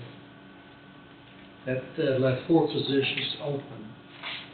So the top 3 voters, top 3 get it, and then the mayor's got to appoint the 4th one. And then the membership or the council members have to vote to approve it. 4 hours, it ended up with 4 out of the 5 positions being open. I mean, that's what she was saying, that's what she considers it. So you're saying the top 4 automatically, or? No, top 3. Top 3? And then Steve will have to appoint somebody, you know, whether it's one of these candidates or whether it's someone else. Don't know, Steve will have the right, and then it's gotta be approved by the council too. Let's see. They went through that about 3 or 4 months ago. And Steve appointed a person at that time. And he's not one of them, he's on the ballot.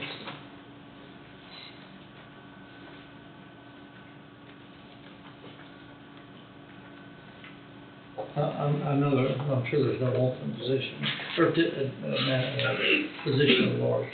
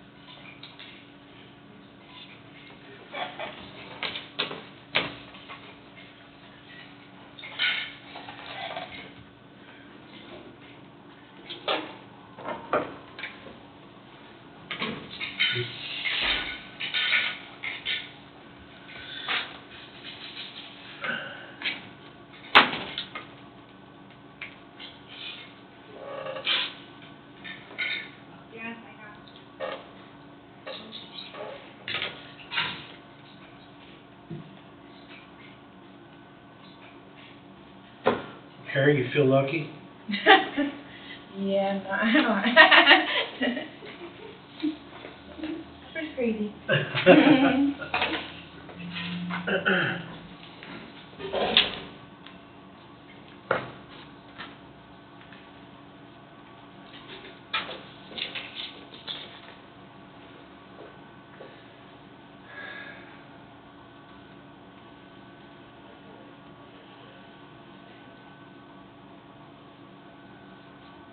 Well, either way, that's as close as you can get to winning. Right? It sure is.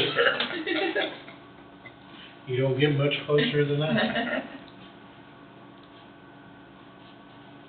It's hard to believe it comes down to just drawing a name. Yeah. You know? What's the odds, you know, if it turns out that way? That's from Leroy Mayor 2 years ago. Yep. Oh, is that right? Mm-hmm. Really? Yeah. You're a team player. It's odd to me that it comes down to drawing a name. You know, it's just back to the old rule. Pull a rabbit out of the hat.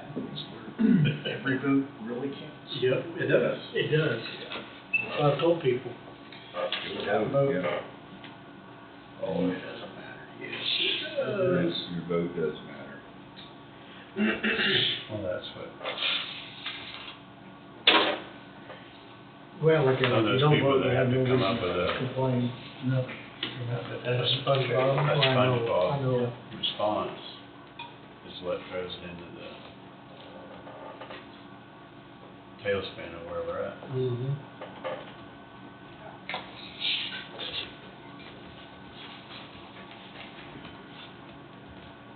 I mean, I don't think there is any. There's only 3 out of that position. Four, three. But there wasn't any. No, she's not three, is she? Right-hand goat.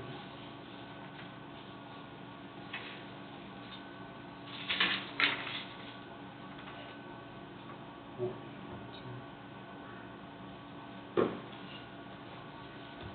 no SpongeBob on that one. Yeah.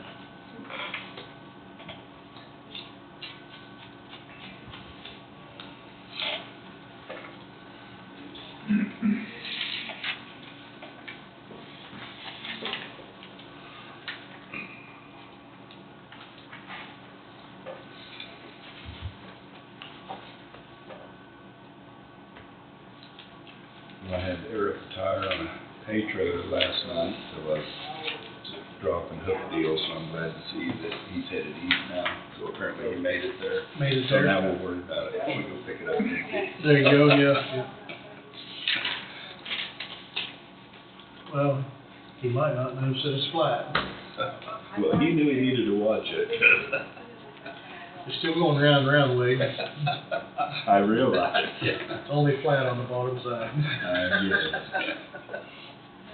That's a cool, damp road, the other tire might survive, you know? Uh-huh. You got them all on, computer where you can see where they're at? Yeah. Actually, when I looked, 2 of them were about a mile apart, headed towards each other. I'm like, okay, look. That's never good.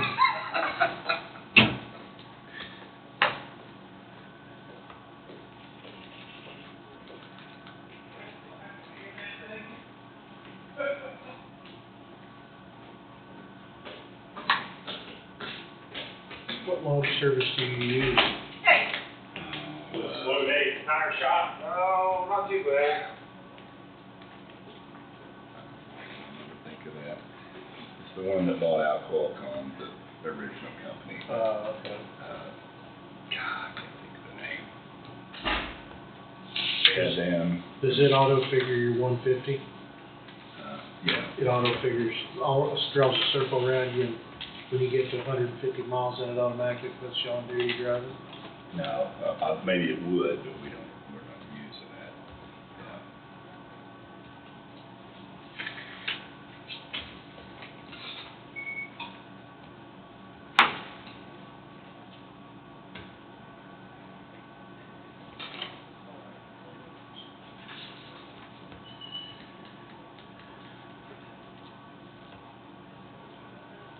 So if you do that, your time driving to that point still adds, Zero. it don't add for your 14. You can go to the 150 mark and still be, I'd say. I don't know whether they got that option or not. We don't use it. Ours doesn't, but you'd have to stop. My guys would have to go on PC Yeah. at 100, and then tell them got to 150 miles, and they have to go on. That's too confusing. I'm saying 100%. That's like all of our stuff would be an ag exam. I said, nah, you know, we could run however much you wanted to there. Mm-hmm. And I said, I don't want to be in the courtroom trying to explain why this guy's been driving for 20 hours. Yeah. Whether it's legal or not, to make it make sense.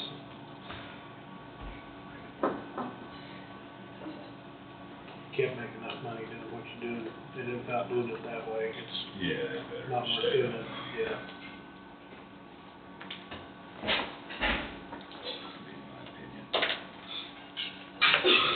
That's a pretty fun day. Mm-hmm.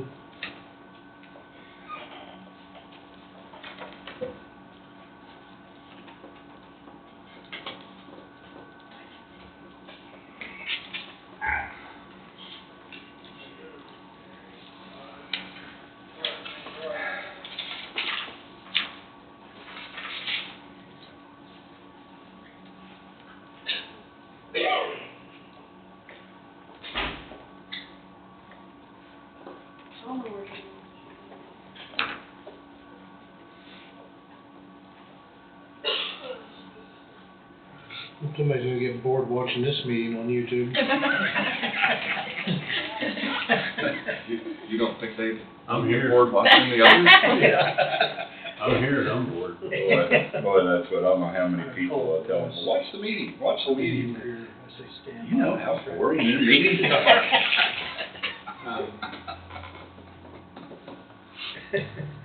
Yeah, sometimes it seems like it. The race is not a pie, it is.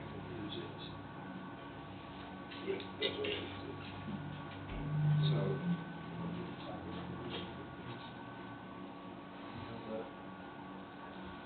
I wanna know who's drawing the name out of the hat, 'cause it's not gonna be me. Gonna go right to you. It's the chairman by default. Yeah. You'll have to draw a name out, I'll have to see who does it. Yeah, there you go. Yeah. Have room for that.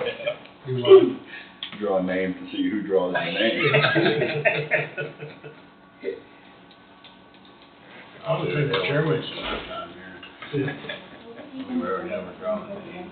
Yeah. Type it out or?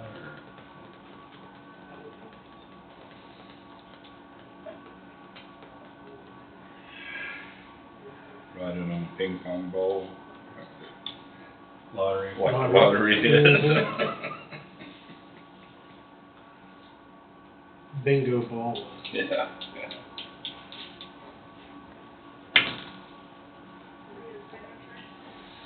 I'll show you, this is what I saw the other day. It's related to that.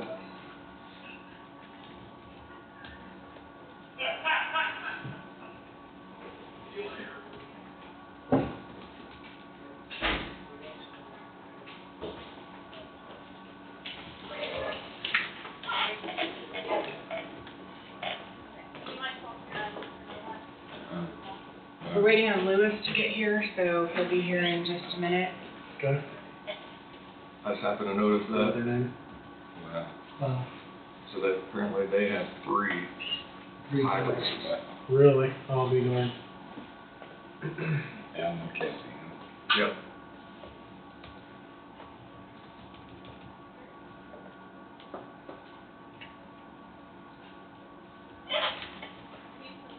So they're, the commissioner, I don't know if Commissioner Sines is the chairman or not, but they only have three. You better have a smile on your face when you do it just like him. No.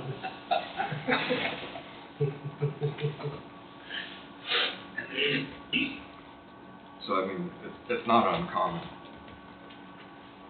I can remember doing it 2 years ago, Yeah, we were down the down the basement.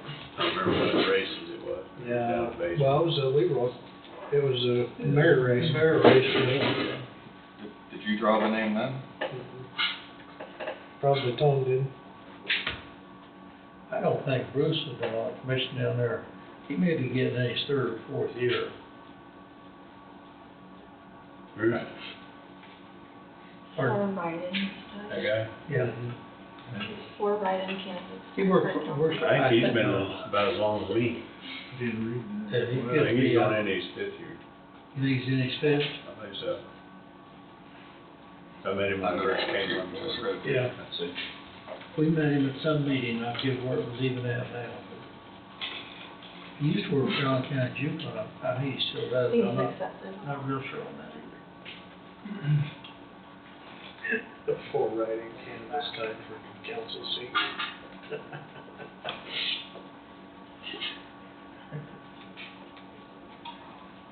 So, just thought that was interesting. Yeah.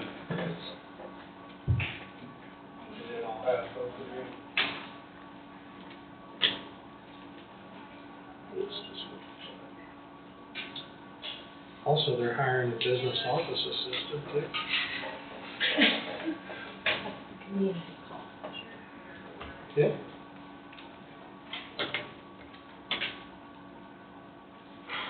I'd be afraid to click on anything that says click here in Yeah, I a big would red too. box. Yeah. Don't ever click on it. Other than the X.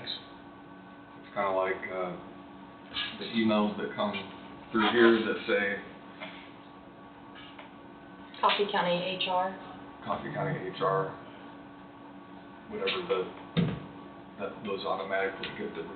If you Mhm. click on that, you would fail the test.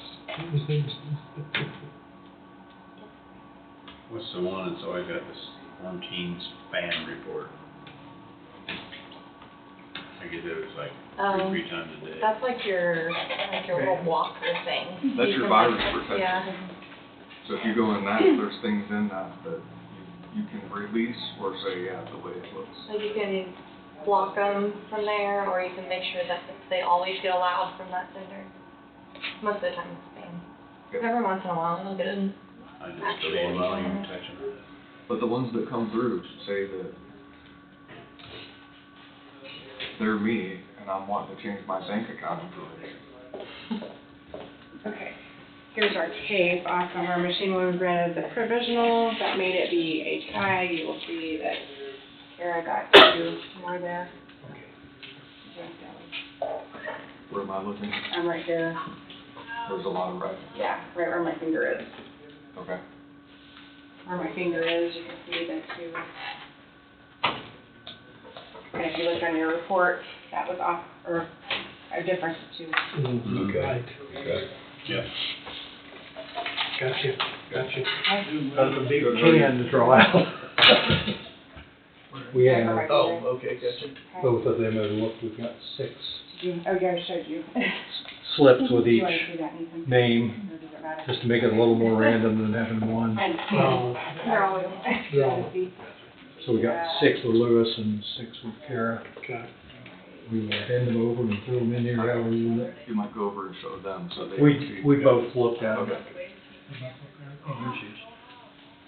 So if somebody else wants to pull them and throw them in there, they can. And otherwise, scramble them up in there. You're doing a fantastic job of it. I'm a great scrambler. Scrambling for years. We haven't lived, we can shake it up here. I don't know if the county commission chairman wants to do this or point at somebody.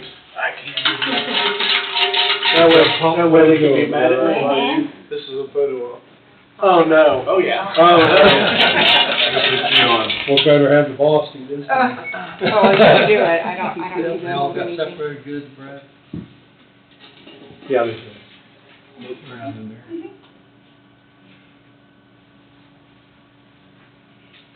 You could read that to us.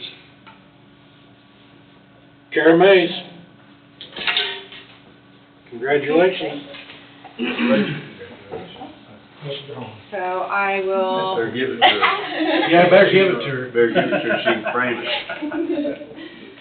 Thanks I will, Congratulations. Thank you. Hang on to it. Thank you. get the final totals. Thank you. And so for now, if you want to, you can adjourn as the canvas Board or of Canvassers. I'll probably get back on my.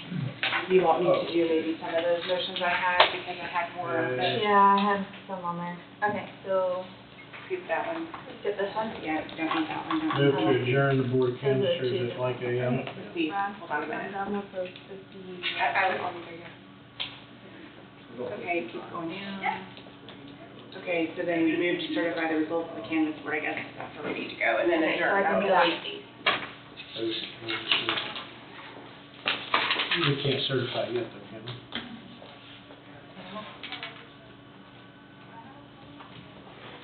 All of us?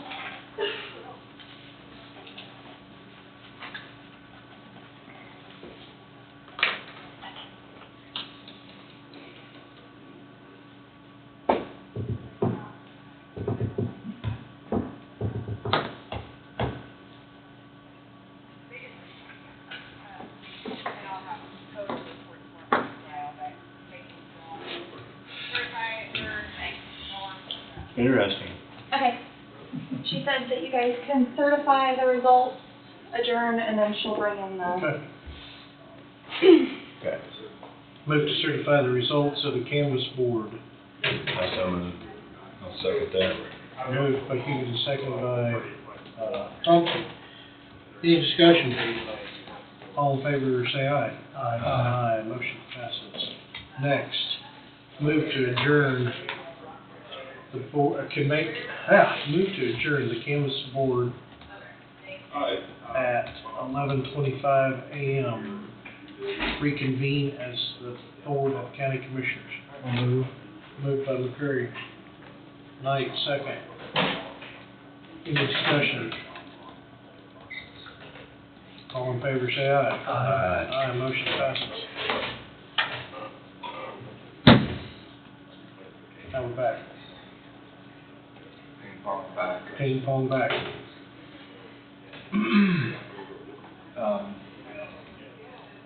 You want me to read it?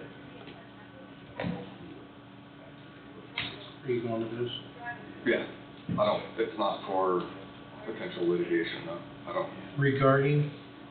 It's regarding, County contract? a legal contractor agreement that may result in litigation. Delete the discuss matters deemed privileged. Okay, no, we're good.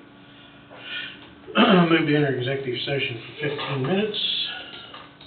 Include the commission, County Councilor Wade Bowie, the second, to discuss matters deemed privileged under attorney-client relationship regarding legal contractor agreement that may result in litigation under the Kansas Open Meetings Act, KSA 75-4319, B2. No? Not No. a legal, No. a contract, not contractor. Oh, legal Contract. contract. Contract / agreement. Okay, Sorry. contract/agreement, with correction. So, Second. Moved by Meeks, second by McCurry. Any discussion? All in favor, say aye. Aye. Aye, motion passes. We'll enter at 11:32 for 15 minutes. It's 11:27.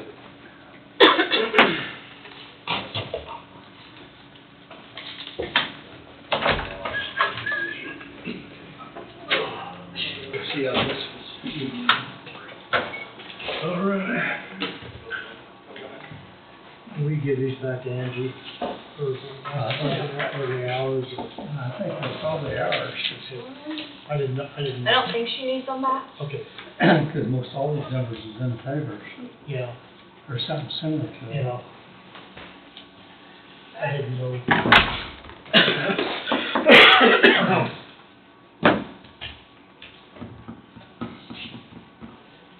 action being taken. And I think anything else that I need to discuss, there's not enough time, since you're coming back at 1. I'd request, I may have one 20-minute executive session that I'm contemplating whether it needs to occur today or wait a week, but after the jail discussion, depending on how long that takes, that may help me decide. Okay. If it helps decide, I won't be here next week. Okay. So, And after the jail He's got a discussion, 2:20. I've got to leave at 2 today? today, Okay. so it's, And I can be here if I need to be. I guess that's not a there's- problem.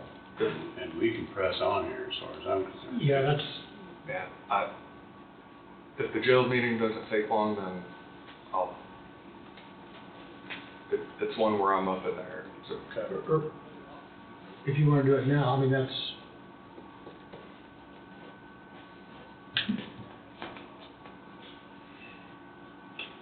I think right now I can wait. Okay. Even another week or 2 weeks, possibly. Okay. Angie, do you have anything else for us? I'm just gonna print reports, but I didn't know if you all wanted your own copy. I wanted to know how much to print, so do you want me just to print off You guys? just the one to sign of both? Yeah. If you wanna wait just a couple of minutes, I'll have both of those That's fine. printed. Sure, It'll that's just fine. take,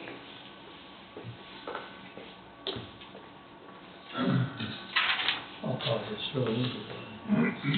I didn't know if she needed it back or not. For next week, the only day they still was available was Monday. Really? Out of 5 days, I only have Monday. Yep, unfortunately. Which I knew, checks and vouchers. It's like me, I want to get that. Make The 27th. 27th. The 27th. Monday the 27th. Oh, I thought we were doing it Monday. Oh, Oh. we're doing checks and vouchers on, Oh, on the next- 27th. I thought we were doing them on Wednesday. 29th. We're on 29th. Says 29. Oh, we've got 29. Unless that could be moved to the Unless that's- 27th. and yeah, if we We could do just it, have one day. if we could do it the 27th, that'd be great. I wouldn't mind seeing her on I 27th. won't be here. On 27th. That's why I chose commission and not voucher day. That may be one reason to set up on 29th too, if you could. No, it was already pre-scheduled. Yeah. So I went through it when they called me, through my calendar. Make sure everything- I think we're glad to do that because of the holiday. Yes. The holidays recently. Yeah, so it was, the Tight to do timesheets everything. are due on Wednesday and Thursday.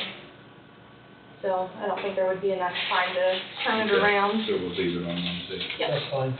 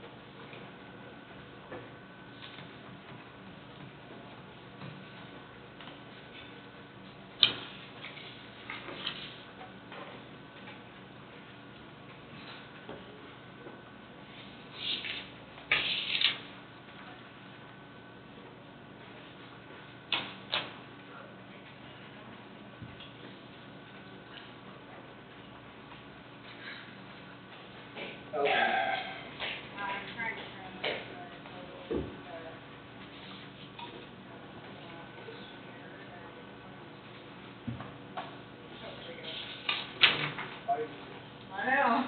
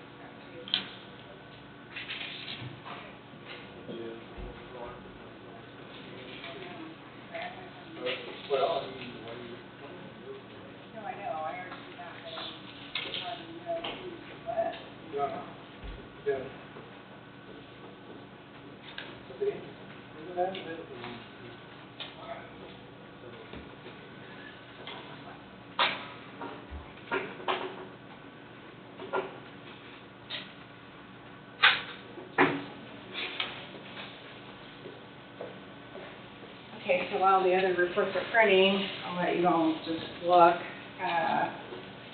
just for your own reference, at the two races we had in question. So as you can see, that tied them. And two, they each got two, so that kept them two apart like they were originally. And then you can see on the front page that we added 19, or see, wait, I'm upside down here. 19 provisional. Yep. And so if you guys want to just sign on the front there, that's fine. I'll have 3 more reports come in and then they'll be free to go or whatever. Mm-hmm.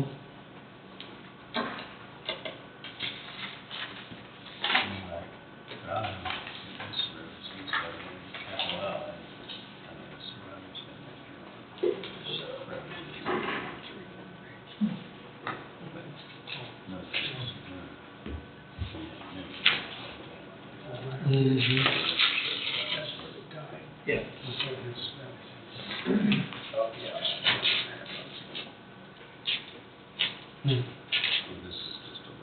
It drives me crazy. Did that take it off? A little bit. Just like it's so dirty with all this dust and. So we can do this in regular session. We're in regular session now. Yep, we can do this. Yes, yes, yes. It's just orange. Yeah. 36 months.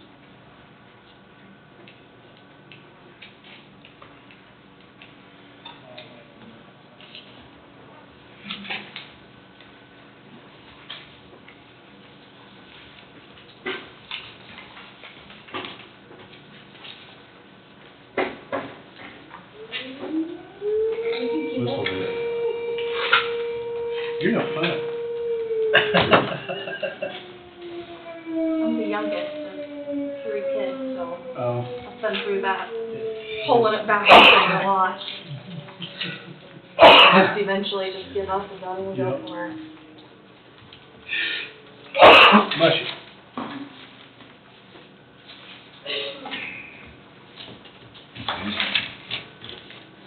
Usually gotta do 3 times in a row.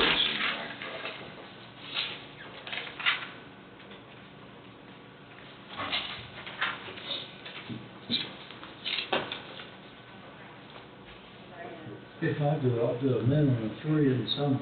Yeah, yeah. More. Yeah. I'm gonna go ahead and let you guys go. These others, I'm having trouble with this printer here, so when you get back later, all you have to do is sign. Okay. So, you're good with that? We'll recess till 1 o'clock.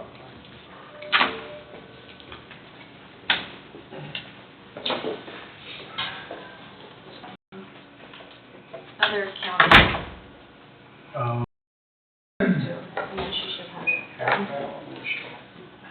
He was. all right. We're back to our 1 o'clock. I don't know if Angie's got something left over for us, real quick. She said she would bring it in and have us Afterwards. or Yeah, have it after signed. you Yeah, can have get a sign your line. Morning. Good afternoon. How you doing? Very good. Great construction weather out there, isn't it? Oh, beautiful. We know, Right when we want to start working. we know it's gonna happen. Goldberg gonna be present?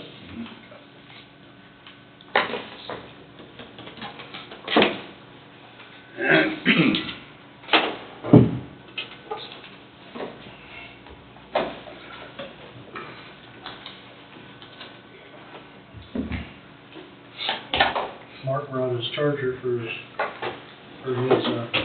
hopefully I don't have to use it, computer.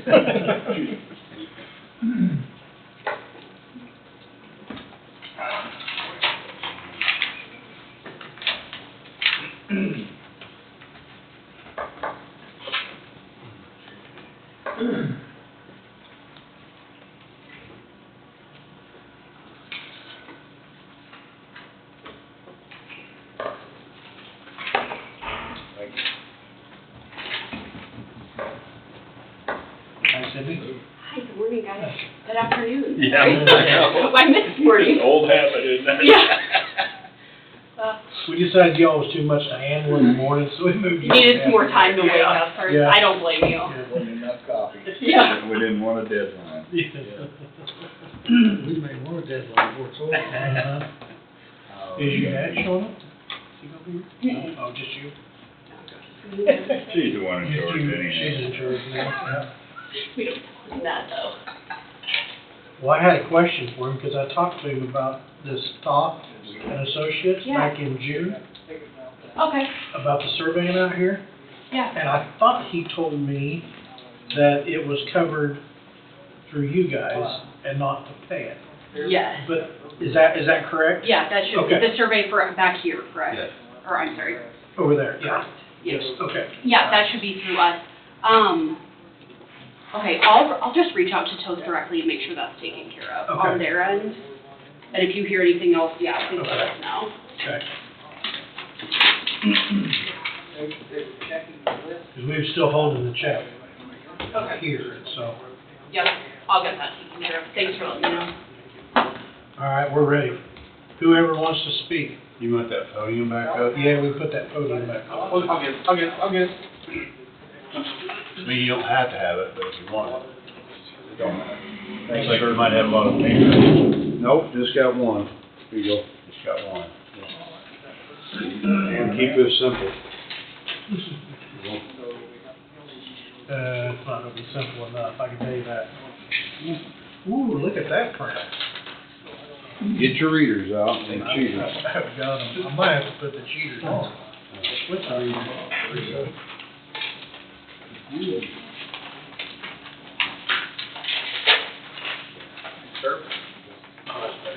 Yeah, sure, I didn't make enough time. Oh, and, yeah.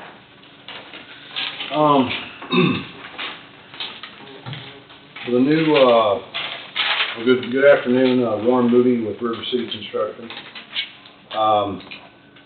We wrapped up our scope reviews from all our bids, last Wednesday, had our last three last Wednesday.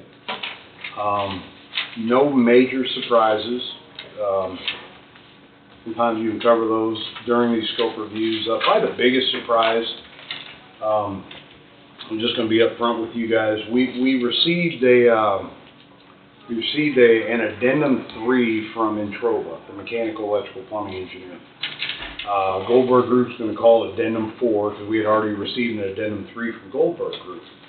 But the time we got it the Friday before our bid was on Tuesday, our open bid here. And we made the executive decision we weren't going to issue that because we'd probably lose half of our bidders. Well, I ain't gonna have time to review this, and so we didn't issue that. We were gonna handle that as a post-bid addendum. And after the bids came out, we got this documentation. We did come up with an allowance, we'll call it, the cost of what we think that post-bid addendum's gonna be worth.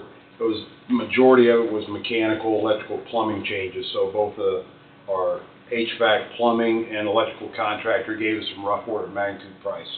And I'll go over that on the spreadsheet. So that was really the biggest surprise we had regarding price, and we had to get it captured somehow. So on this spreadsheet, we call this Attachment 1 Draft. And eventually, once the county discusses, thinks about some of the alternates, we had 9 different bid alternates associated with this bid, with some early concerns that we wanted the base bid to be the more economical part of the building. We would have had some additive alternates and see where numbers come in. We might be able to still do this alternate, do that alternate, so on and so forth. So your eventual, once this is determined what you guys are interested in proceeding with, Gabe Rodriguez in our office, he'll finalize, called the GMP amendment. We already have a construction manager agreement set up with you guys. This GMP amendment would establish the cost. This Attachment 1 Draft would be simplified. This will show you how we arrived at that cost. There will be an Attachment 2, part of the GMP agreement. That's the second, third, and fourth page. And there'll be an Attachment 3, which is our preliminary schedule. We changed, right now all the dates are lining up, including today. And then Attachment 4, which is a discussion about our insurance and bonds, which we do have builder's risk and our liability insurance and bonds in this cost. So that was discussed a while back. We covered, you guys covered. We currently have it covered here. So we'll call it the left half of this. These were all of our different work categories that we bid on. Work category 3 through 33. This was after all of our scope reviews. Some of these we determined. I'll give you an example. Our EFIS waterproofing bid.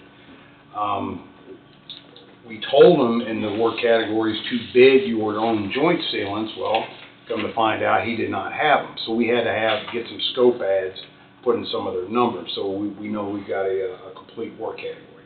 There's a handful of them in there. Painting is another one. That number has some scope additions to it. He did not figure painting the dry fall, painting the exposed steel deck like in the Sally Port, and a couple of other areas where it wasn't real clear, so we made sure he gave us an ad for that. So we feel good about these numbers right now. So those two numbers reflect everything that needs to be done? Yes. Yeah, and there's still, I mean, we try to capture it all in a half hour to an hour and a half meeting and with out of 20 different scope reviews. Sure, so we feel pretty good about it. We feel pretty good that these numbers are complete. What I wanted, so the top half of this spreadsheet is our total of all the work category, our work package costs of $21,481,717. $21,481,717. Below that is our miscellaneous project costs, our general requirements. Those are trailers, dumpsters, temp heat, metered power charge, metered flow charge, those type of things. Our liability insurance costs that we pay each month. Our one-time builder's risk or one-time performance payment bond based on an approximate $30 million job.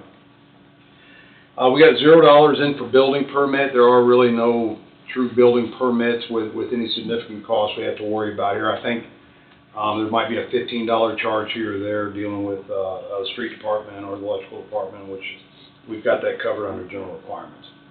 Our pre-con services, lump sum $35,500, that's shown. Our general condition costs, this is based on 18 months at $54,650 a month. So that's our project manager, superintendent, their vehicles, their insurances, per diem travel, those type of things is covered under general conditions. Our construction management risk, overhead and profit at 3.75% of construction costs, that's shown there. Miscellaneous testing expenses, we got a rough order of magnitude from Call Valley Engineering for $93,000. Our contingency, 2.75% of construction costs, that's shown, $610,000. And then our different scope allowances. Now, we were initially going to cover about, it was going to be about $150,000 in allowances. Now, the reason that is currently $296,000, what we wanted to do, there's two big ones in there. The first one is unforeseen foundations. This whole topic of the existing courthouse, foundations that may or may not be found out there. Our estimator got cued on a GPS drawing and overlaying some things, thinking about where a courthouse might be, and he came up with some rough order of magnitude. So we asked that our excavating bidder, who happened to be Skillman Construction, they were a low parent bid here in New Strong. They carried $70,000 in their number, so we may not run into anything. We may run into something, we don't know yet. So we backed that $70,000 out of work category number 31 and just made its own standalone allowance for $70,000. We also, the other bigger one in there is that post-bid addendum I started off with. We want to carry about $85,000 on that. About $50,000 is just McElroy Mechanical and Shelley Electric. There are some architectural changes in there and stuff like that, so we think we should have everything captured on that, which we have not officially issued to all. We're going to issue that post-bid addendum to all of our work categories, give them a couple weeks to look at it, and we'll get a hard number. Say that comes in at $75,000. Well, we did our job and we got a good allowance number. That $10,000 could be used for something else or move back into contingency. So that's our best guess right now. So that's with the 70 and the 85. That's a bigger chunk of our overall scope allowances. The rest of them we determined that there's a possibility we could, since we're not using the moisture, the MVRA admixture, which essentially is an admixture from our concrete flat work guy, which will take on any warrantable issues with flooring failures down the road. And when I say flooring failures, that is, they may have a certain glue specified for carpet or for LVT or for rubber flooring that you cannot, it will not work on any relative humidities 80% or higher. This $6,000 we have in here is for the fluid applied flooring, which is saying they have to have relative humidity 80% or higher for all the epoxy flooring in there. So he gave us a unit price of $3 per square foot. So if we do run into higher than normal relative humidities in the concrete flat work, they could use a higher RH glue to install. So that's what that $6,000 allowance is about. Elevator usage. This is TK Elevators, our low apparent elevator contractor. This is if we have to pay them to run the elevator during construction, getting materials from the first floor, second floor. We'll call it carts of flooring, ceiling tile, things like that. That it's going to be more efficient running it up an elevator instead of upstairs. Access doors, if any need for additional access doors, the furniture install them. That's the $2,500. Joint sealant caulking extras, a $7,500 allowance. Painting extras, a $15,000 allowance. Some of these allowances, such as the joint sealant caulking, the painting extras, we arrived at those numbers based on what we saw over at Lynn County as we were getting through the job.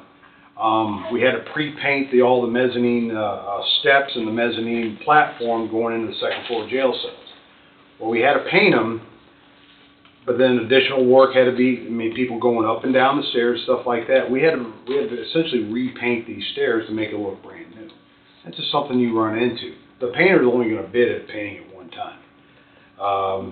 Those are approximate costs that we spent, same allowances we used on Lynn County, so we wanted to use them here because they made sense there, they make sense here. Utility installations. You never know. City of Burlington may have Part of their installs, Atmos Gas bringing some gas, so we may have some unforeseen charges. That's what we use that $30,000 utility install hookups, we'll call them as well. That's what that is for. Temp enclosure at cells opening. What we mean by that is we're going to have to leave a 12-foot by 18-foot hole in the side of this building. We're going to build it, we're going to put a roof on it, we still need access to get the jail cells in the building. We're going to probably have to temp that opening in because there's going to be a big point of access through construction. Eventually the masons, the air barrier people, they're going to have to remobilize to fill that hole in. Those are the same costs that we used at Lynn County, and that's about where the cost came in at. So that's what that's about. Miscellaneous metals, we're carrying an allowance of $7,500 there. This is, we have a large opening. We need to probably consider a lintel here. It's just anything that we may have to have the steel fabricator, erector provide us, maybe for construction purposes, or maybe something missing in design or something we oversaw under the scope buyout. So this is generally something we cover on all of our jobs. Inclement weather, that is any inclement weather for masonry concrete, having to tarp in masonry scaffolding. Propane costs associated with that. We may or may not run into this. The only place we may run into this is at the end of next year. We're trying to wrap up all the veneer brick. That's around the Thanksgiving time frame. If winter hits sooner, we may have to utilize some of the cost here. Jersey barriers, $12,000. That's for a year rental. We plan on putting Jersey barriers along 7th Street between the job and the school.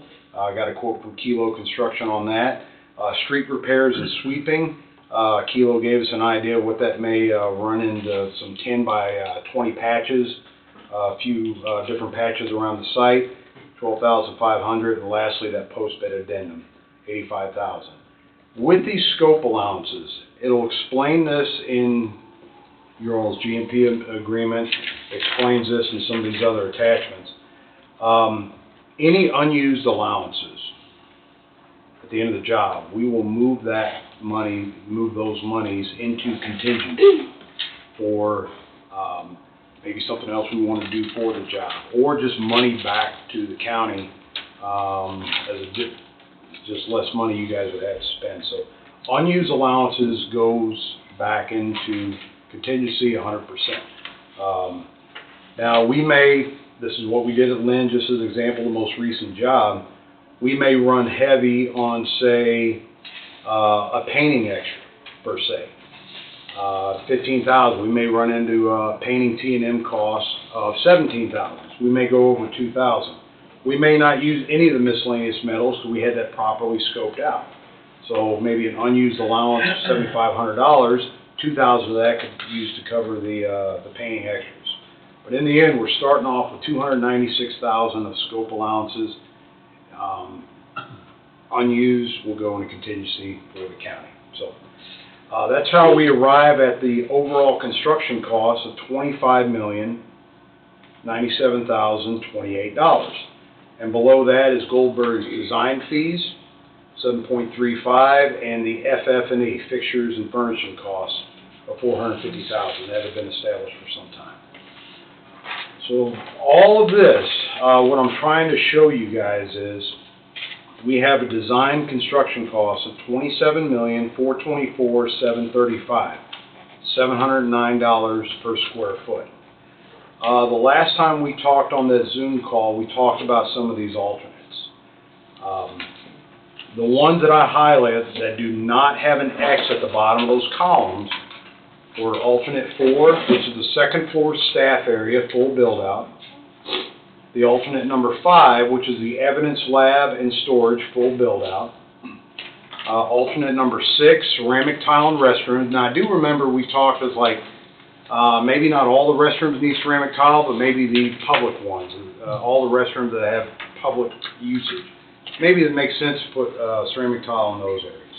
So that number could come down. Depends on what we all decide on. Then lastly, we talked about the security electronics in the remodel, alternate number 7. At the bottom of those 4 columns that are not X'd out, the cost of $249,000, $158,000, $42,000, and $211,000. Well, I'm showing at the bottom of the page, we take this 27 million, the first line, base bid plus all four alternates 4, 5, 6, and 7, they add up to $28,085, trying to show you guys here that you take off the 30 million all in, we're left with 1,914,143 that we could apply to the courthouse remodel. That's important that something gets done over there. The second line, base bid plus alternates 4, 5, and 7. Those add up to that $28,043,000 minus 30 million. We're left with $1,956,000. Then lastly, the base bid plus, I think Sheriff expressed the need for that evidence lab and storage, at least getting the security electronics coming for the courthouse. Those two added with the base bid, subtract off the 30 million, we're left with $2,205,490. Once, I guess, if you guys can talk about where the remodel is, so that will still have to be priced. We do not have that priced. Guesstimates are $1.5 million to $2 million. Yeah, so we feel comfortable with what's left there. The phase 2 design plan, we are going to do a final security review with Tom and his team, and then we'll get it over to you guys for kind of final approval. But yeah, we feel comfortable with what's left there. We can work with the budget that's, that we need to work with it, and we'll make it happen. Some of the FF&E budget, we have options. We have areas that we can kind of adjust as needed to make that renovation work. The latest scope, we utilized some existing walls better than, we did in the previous plan, and so we're in good shape for that. My understanding, the courtroom space is the most important on that renovation. So. Yep, and the secure corridor. Yep, absolutely. Warren, you mentioned in the outside wall you're going to leave an opening. Yes. Does our jail cells have a 3 or 4 foot space behind them and inside the outside wall like Lynn County does? Yes. Yes, they do. Are you talking about the mechanical chase behind it? Yes. Yes. So why do you need that opening there? I guess I didn't. No, this opening is for construction purposes only. Okay. We're thinking the best location is going to be on the east side of the building, so between the existing courthouse and the east side of the new building. It's a metal stud backup wall with sheathing and dense glass air barrier and veneer brick on it. Between like a 2-column or 2 grid line locations, we'll just leave that open. We'll probably build a box beam header at the top, run all the construction up to a masonry control joint, and just leave an opening. We need about 12 foot wide by 18 foot tall to move in a stacked set of jail cells into their final spot. Okay. So the jail cells will even come in that? Yes. That opening? Yeah. So you want to have the envelope of the building to a certain point before you bring the jail cells in, because you don't want to damage them then, right? They're expensive and you want them to be protected. So you have to build the envelope, then bring the jail cells in, and then you just seal up that opening that they're talking about leaving. Yeah. It's we'll have we'll call it a concrete mud slab outside there, so they'll unload them with a crane most likely, set the bottom cell, stack the second cell, weld them at the 4 corners, install that modular utility back from Baker Group. As part of Pauley Jails, our parent low on detention, and we'll hook that. And then with these little skates, they'll probably raise them about 6 inches from finished floor to the top of that skate's about another 6 inches. They'll wheel them around with a little 10,000-pound forklift, and it's a thing of beauty. So they've got this down to a science. Plus, we like leaving that hole open because everyone's going to want to use it for the mason. The mason is going to be a good spot for the mason to get block in and out of the building and stuff like that. So. I had another question, I lost track of what it was. And we're not asking for a decision today before we leave. You guys to discuss and sheriff, but with that decision, we'll know the final dollar amount to, plug in, so. I mean, it's hard to make a decision on the options down here until we know what the courthouse is gonna come in at, you know, for the remodel. Yeah. Well, just me. We could keep it simple. The GMP could stand at that 30 million, and depending on what, that'll allow us to at least start that process of building, where we got numbers at right now. Our courthouse renovation may come in well under that. We could be talking deductive change order or reduction to that GMP cost down the road. But that process is going to take a while to, I'm going to say, a month or two to price that courthouse renovation. This is me being selfish here. My only issue with that is we'd like to get started on the new building right after, I mean, no later than early January. That's starting site demo and those type of things, and starting foundations in February. We move that to, say, a March start, per se, things are gonna get out of whack, meaning our costs, because now we're not enclosed, we don't have a roof on by Thanksgiving. It could open up another can of worms come next winter. You won't be finished until March or April of 25. Right now, our finish date, you're right. Our finish date right now, it's a 18-month project. Our substantial completion hand the key over to you guys for the new LEC is June of 2025. But trying to get this thing enclosed with the roof on before Thanksgiving is very, very important. With that, we're going to run into a world of other issues. So that's just my opinion. You guys. Right. Well, and I'm saying I'm not wanting to hold up the forward progress of it, but it's just hard to say, okay, well, we don't have to spend the whole 30 million, which would be great if we didn't. Just Can't go over it. And Sydney said we should be able to do it with the 2 million left over. Well, I sit here and go, well, I hope so. Right. Even if not, we're still going to be close to the $2 million. You know, and so we want to try to get as much bang for the buck for the sheriff on the necessity things that he needs in here too. You know, which we discussed that here 2 weeks ago or a week ago. You know, but what his wishes were. So, I mean, I don't know. It's what. Well, with all due respect, Warren, Sydney,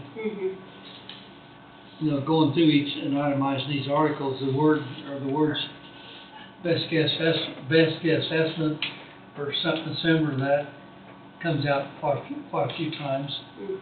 Well, I think And I understand I think I was talking more maybe the allowances. If I said that up here, these are our numbers for our different work categories. These are their bids after scope review. We found some scope items missing, so we had them add in. Like I said, the EFIS air barrier, we still have to price that out. But the EFIS air barrier, they did not have caulking where their EFIS system meets brick. That was the big scope gap that we noticed. That was a scope meeting we had last Wednesday, and we came up with, based on some historical data, we put some plug numbers in for that. That's probably really the only guess of anything is the EFIS caulk joints. Everything else, we got quotes from subs. I think just the nature of allowances, if you're not used to them, is a little, it made me uneasy at first too. It's stuff that River City knows is in the project, but they can't put an exact number to it, so they're guaranteeing a maximum, and then it should come in under that. They are kind of a unique aspect of it. It's just that really detailed stuff that it is impossible to calculate exactly. And that's based on what you did at Finn. A lot of it's based on our most recent job over in Lynn County, not too far away on, I mean, very similar construction, similar square footage. And we feel comfortable those numbers are fair and should not go over. Again, there were some allowances over Lynn County we didn't even touch. We're a very open book. It was fully transparent with commissioners there on what monies was spent. And if we did spend off that allowance, here's what we spent it on. Invoices were attached behind the payment application. It was open book. And so then whatever's not used from the allowances goes back into contingency, but then at the end of the project, contingency goes back to you guys. At That's back to the county. Yes, absolutely. Yeah. And again, if I'm correct, for example, Lynn County, I believe, had about $300,000 when it was done and over with left their contingency. So if that's true, then, the final number down here, let's say is, cost is $2.2 million to do the jail project. You've got another $300,000, whatever, left in contingency on top of this, right? Yeah, those contingencies, the best example of the actual contingency, that $600,000 line item.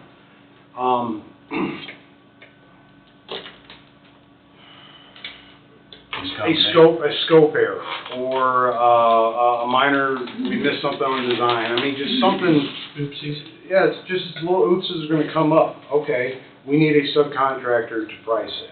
Say it's a $20,000 issue. We'll issue a PCO to a sub. They'll price it with the appropriate backup, the appropriate markups. We'll send it to Goldberg Group. They'll review it, make sure everything's in line per their contract documents. If it's all good, no comments, they'll issue a subcontract or owner change order to you guys. It'll be $20,000 change order number 1.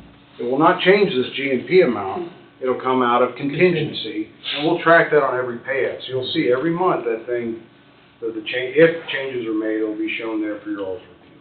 So it's super transparent. Warren, when you mentioned earlier setting the GMP at 30 million, would that include both phases? Yes. And so I think that's another option, and I completely understand your concern about the courthouse fees. It's frustrating not to have that in front of you. But River City will guarantee that, and then contractually, they're legally responsible to deliver that that set of work, that deliverable to you all for 30 million or under. And so rather than amending, well, we would still amend the GMP then later, hopefully freeze down, but then you're guaranteed your entire project for the amount of money that the community is committed to or less. You bring up a good point. I mean, this GMP amendment, we call it GMP amendment number 1. This takes us from 0 to what we decide. After that courthouse is reviewed, bid, priced, vetted, we could do a GMP number 2. That's what we actually did on Lynn County. Lynn County had a GMP 1, which is essentially site demo, site work, mass X, and site utilities. Once we got through the building design, we had GMP number 2 that included the rest of the building, security, jail cells, and all that. And that's actually how we handled that 2 GMP amendments. We could do that here. That GMP amendment can't amend down, but that allows us to get at least moving in that direction on issuing contracts, getting steel shops coming, locking in some of these prices. Poly Jail is a big one. So that's where my mind was headed, getting the prices locked in. You don't want to be dragging this out, I would assume.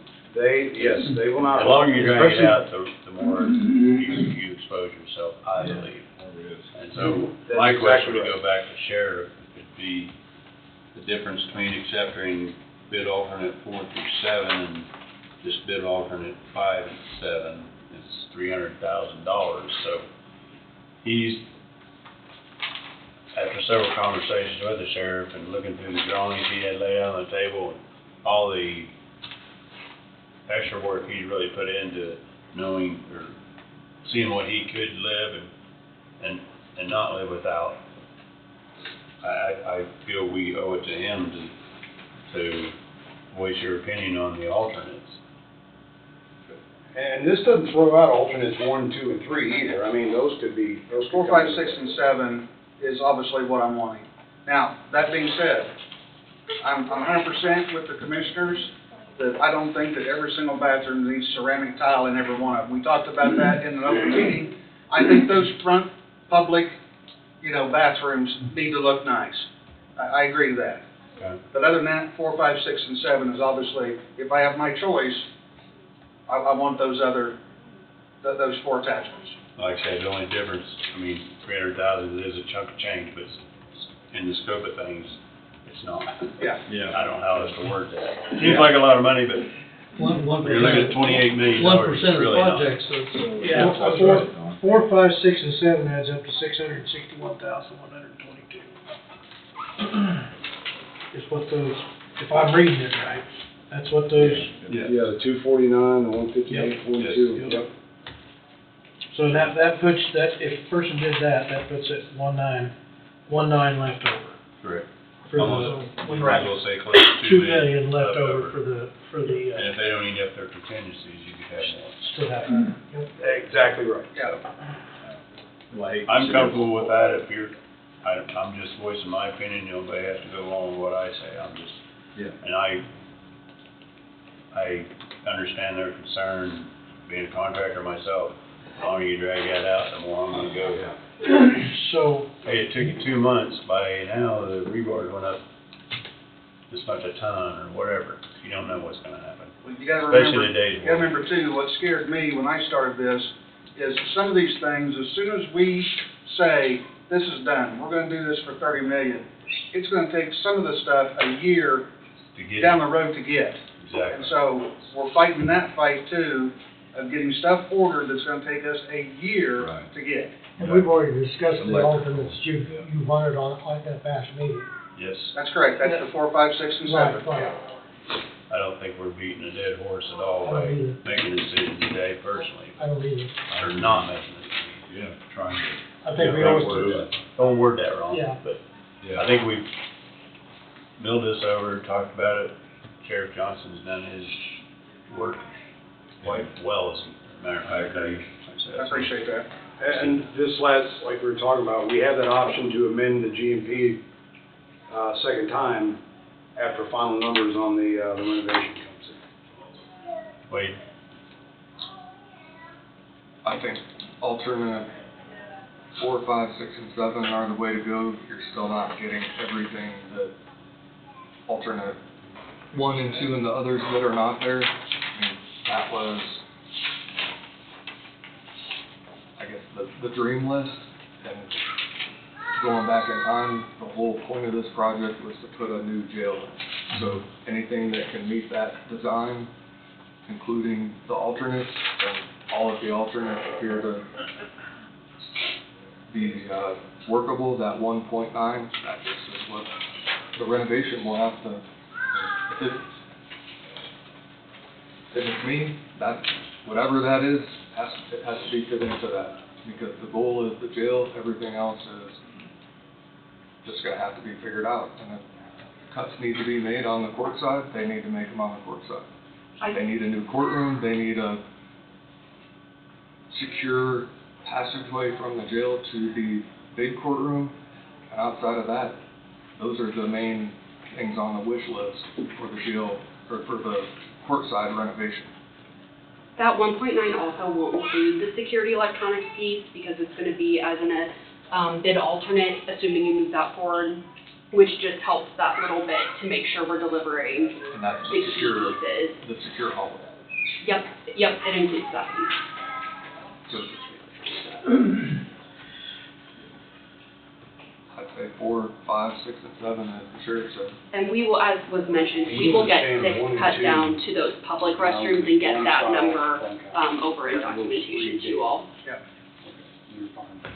The day rooms, like I said, the two around north. it all, you're talking put in day $36,000, rooms. so again, in the scope. I'm fine with that. With the option, I mean, down That's the true. road. But yeah, just to make sure we've got it taken care of, we will. So Wade, Warren mentioned just going ahead and locking them in, that you guarantee maximum price of 30. And I forget what you call it, to take the number down. An amendment, do like an amendment number to, 2. Yeah. to that. But you could do the same thing the other way. You'd just be amending up once you get the numbers on the the court renovation side. So either you lock in the 30 now, or you come back later and amend up. So you're doing the same thing. If you went with the 28, 85, 857 today, which is the GMP for the jail side, once you know those other figures, you can come back and ask for an amendment to include the court side. That's exactly right, you go either way.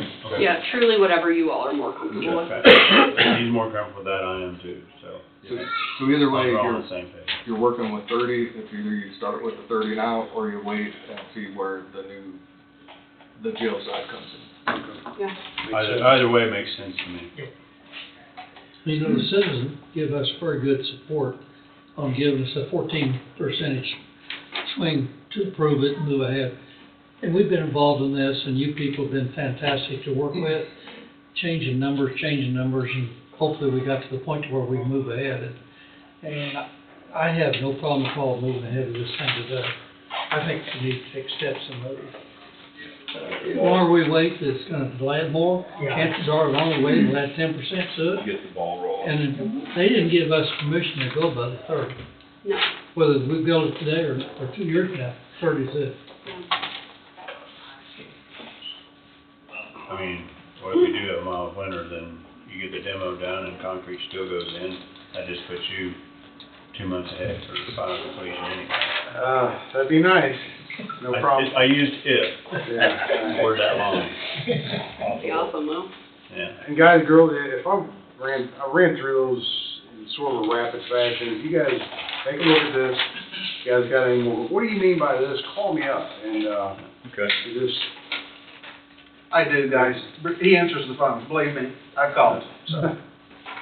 I believe I understood and followed along, so that was just me. I know there was one thing discussed previously, and it was a generator. I know a generator can be a substantial amount of money. Is there anything in this with the generator? yes. Like, yeah, the generator's included in that. It's in the electrical package, Okay. what category is I just wanted, Yeah. I just wanted to make sure, because if it's a $300,000 generator, yeah, I mean. Yeah, I had that on my list. That's a big surprise. And that takes care of the generator for the new jail, is that correct? That's what you're talking about? That's, he says it's in the, that makes that electrical bid look, It's inside that 2.4, so. Yeah. Doesn't it? yeah, it helps out a little bit. So Warren, if maybe you can go to number 2 in the attachment and then walk through everything. Yeah. And then the exclusion, Yes. just so those things can be discussed now if they need to be. Part of our GMP document, like I said, this would be our attachment 1. And what we would end up showing is essentially here, that includes the selected allowances at the bottom. So that's our attachment 1, how we arrived at that number. Attachment 2, we call it assumptions, clarifications, and exclusions. Any of our CMR projects, we have basically the same little setup. We want to explain to you just in writing what we're bidding or what this number is bidding for. Just some clarifications, what our general requirements, cost, and some of these, what construction contingency means, what allowances mean. Hey, essentially we'll call it miscellaneous project costs. This is described under Division 1 here. So we're basically making a recommendation to review these documents and make a decision. We mentioned the following alternates. Generally, we would already know the alternates being selected. We would state on here, and we will modify this stating which alternates were selected. Some legalese language says, should conflicts occur between these assumptions and clarifications in the contract documents, we shall take precedence. A lot of thought went into making this, so. We describe the construction contingency on the top of the second page of attachment 2. We tell you it's been included in the costs. To be used at our discretion for work contracted. The construction manager will discuss these fund utilizations with Coffey as they arise.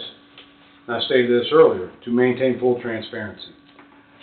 These may be used, these are examples of what it could be used for: estimating inaccuracies, material escalations, unforeseen conditions, premium time or off-shift work, general condition cost overruns, scope gaps, unsuitable soil, procurement-related issues, weather delays, temporary provisions. Just over years of doing this, these are some of the things that have been popped up that we use contingency for. Allowances, another thing we talked about a little bit. Allowances are to be held within the GMP for known and unforeseen risks that cannot be estimated or details not yet identified. Allowance money should only be spent on that specific scope of work unless approved otherwise by Coffee County. Typically carried within the GMP for specific scopes of work. If there are unspent allowance dollars, then these should be returned to Coffee via deductive change order or can be moved to construction contingency with your approval. So just letting you know that. We told you we did carry costs or rough order of magnitude for quality control testing and inspections. We're stating you we're carrying general liability insurance. We're also including builder's risk. We're including the performance and payment bond as well. So we want to be open to you guys. I'll let you know the on the main spreadsheet. That very first item, general requirements, $404,121. I guess as well as the general conditions. That's the 983. That's what this includes. This is project supervision. This is Cole Stockman. Cole Stockman, I'm sorry I didn't introduce him. He will be the project manager on here. You guys all know Ryan Backus. Ryan and Cole will be the full-time aspect of this. I'll be part-time. Once the project gets going, whatever they need help with, I'm there for them. So, and you guys. Survey layouts included in those costs, construction fencing, project signage, temp road site laydown, general cleaning, hiring. We had not hired a final clean sub yet. We generally don't do this till later on down the road. It includes money for that.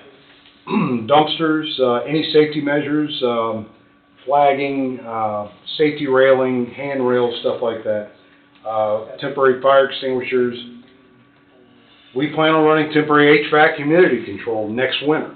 Next fall into spring, we'll have temp HVAC, temp heating, and humidity control.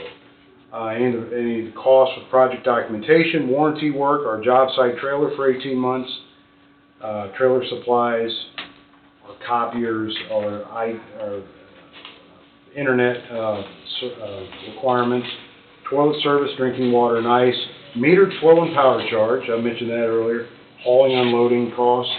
So those are all included in our general condition, general requirement costs. Any additional information we'll be happy to give to you. Exclusions. I would say probably 75% of these exclusions came out of our discussions with the different subs during our scope reviews. Some of them not, and some of them we'll typically cover. And I'll go over this with you. If you guys got any questions, let me know. We're telling you right up front, the renovation work at the existing county courthouse, the alternate number 7, is not included. Now, after the GMP, this first item will be struck off. It will be removed from the exclusions because we are taking that in. But as it stands right now, we don't know what that cost is, so it's not included. We're telling you we exclude sales tax. We're telling you that any testing or abatement or disposal of hazardous materials is not included. We don't know about this existing courthouse, but we tell you up front that we have excluded that. Any of the design fees, that is part of the overall, but it's not included in River City. Same with FF&E, furnitures, fixtures, and equipment. A lot of these I'm mentioning are the allowances we show on this spreadsheet. Demolition, removal, disposal of any below grade and unforeseen foundation, it's an allowance item. So, it's not in the total package cost up above, but it is an allowance item. We're just noting that to you guys. Utility hookups and installation fees, it's an allowance item. Premium time. If this was a fast-paced job that had to be done in the summer, yes, we would figure overtime. But it's a typical construction project. We do not figure premium time up front. if we play our cards right, and manage this project well, we won't need it. Any labor or material escalations that we cannot control, they'll be reviewed on a case-by-case basis. This is sort of a catch-all, guys. You just never know. Lynn County, COVID came into play. And it had some impacts, but it did not no cost against them. There's other jobs within our company. It greatly impacted that. Scott Air Force Base, government shut us down. We had to revisit extended GCs on jobs such as that. So we put this in here because you just never know. Delegated design or engineering related to seismic protection for fire protection, HVAC, plumbing, electrical communication scopes of work. I'll be upfront with you. We put this on all of our exclusions. This may or may not have been in the division, we'll call it 20 or 21 or 25 or 26. Sometimes it's buried in there that we're supposed to hire an engineer to come up with seismic bracing. I did not look, but it was on Lynn, but none of our bidders had this figured in their number. So that's why this was included again on here. Now, if it's something we have to come up with, then that's what contingency is for. No, I do want this bracing to be designed by an engineer. Okay, we're telling you up front it was excluded, but if we really want to do it, yeah, we'll do it for you. It'll come out of contingency, that type of thing. I'm telling you guys that PEX type domestic water piping system at mechanical chase areas was excluded. This was brought up or added by Addendum 2. Well, when we scoped out McElroy Mechanical, they had disregarded PEX piping in the mechanical chase. They had figured copper piping. Copper piping is the better product. They said they don't like generally messing with PEX piping, so they just figured it as copper. I'm just telling you guys, we don't have the PEX in the back of the chase areas. We have copper piping figured. So, removal or remediation of unsatisfactory soils. We do have unit price established, or will be established with our subs through subcontracts. Bulk and trench rock excavation removals. That'll be unit price for it. We got fair. They appear fair, complete unit price numbers from Victory Excavate or Skillman Excavating, along with our concrete guy, our foundation, who's Concrete Unlimited. So we'll write unit prices in their subcontract, or we run into something, that's what we'll utilize, and that'll be something that would come out of contingency. Patching replacement of existing asphalt pavements, sidewalks, curb and gutter were not shown to be removed and replaced in the contract documents. Also, we have unit prices established for that. Work associated with spec section 099600 high performance coatings. It's still listed in the table of contents. No, in the table of contents it's stated as removed, but the spec section is still in there. We determined by addendum or by an RFI response that it's not in the spec. So I'm just letting everybody know that no high performance coatings were figured in this one. MVRA, moisture vapor reduction admixture at flat work. It's in the specs provided. It's about $60 per cubic yard to add this in the admixture. And if we don't need it, that is money that is not being spent very well. So we do have a unit price to include that, but it's not included in our overall number. So, moisture barrier for high relative humidity, RH, at fluid applied floors. We talked about that already. That's an allowance item. Unforeseen elevator costs, unforeseen access doors, joint sealant, caulking extras, painting extras, all 4 allowance items. Costs, remobes, temp enclosure, etc., with the install of jail cells into the building, another allowance item. Unforeseen miscellaneous steel, allowance item. Concrete, masonry, inclement weather costs, allowance. Jersey barriers along 7th Street, allowance items. Minor street repairs and sweeping, allowance item. This came up during the scope review. Item number 27, aluminum handrailing. When we were scoping out HME, Haas Metal Engineering, it's on the plans, it's only on the civil drawings. sort of hard to find. There was some aluminum hand railing out on the south side of the south side of the building. When talking to HME about their scope, did you pick up the side hand railing? They said, yes, we only found it here, and we picked up steel. Well, the civil engineer was like, oh, we also have it here and here. Talked about it with the design team. They're fine with galvanized hand railing instead of aluminum. Aluminum's nicer, looks nicer. My personal opinion, for something outside going up a ramp, you don't want it. If it scratches, it looks like scratched aluminum. At least painted steel galvanized handrail can be touched up and look new again. Just my opinion. So no aluminum hand railing. You guys may notice on a set of civil drawings, hey, that says aluminum, why don't we have it? It came out during the scope review. Below grade foundation insulation. This is another thing. A lot of times, flat work guy will figure rigid insulation going up the inside face of the foundations and under the slab on grade. It's not shown. It's in the specs. We verified with Goldberg Group. They said it's not required for this project. So we're just letting you guys know it has been excluded. Geofabric under concrete slab on grade conditions. Part of this post-bid addendum, Skillman Excavating, and I didn't even know they called for it. They called for a geofabric installed underneath all building slab on grade. When we're looking at Skillman's quote, they had a voluntary deduct of like $7,300 to remove this. Mike Skillman was like, I don't know why it's in there. You don't need it.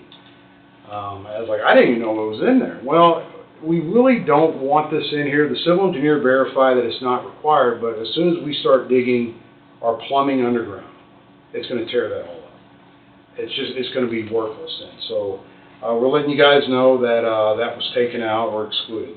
Bituminous coatings at detention door and opening frames. These are the security frames.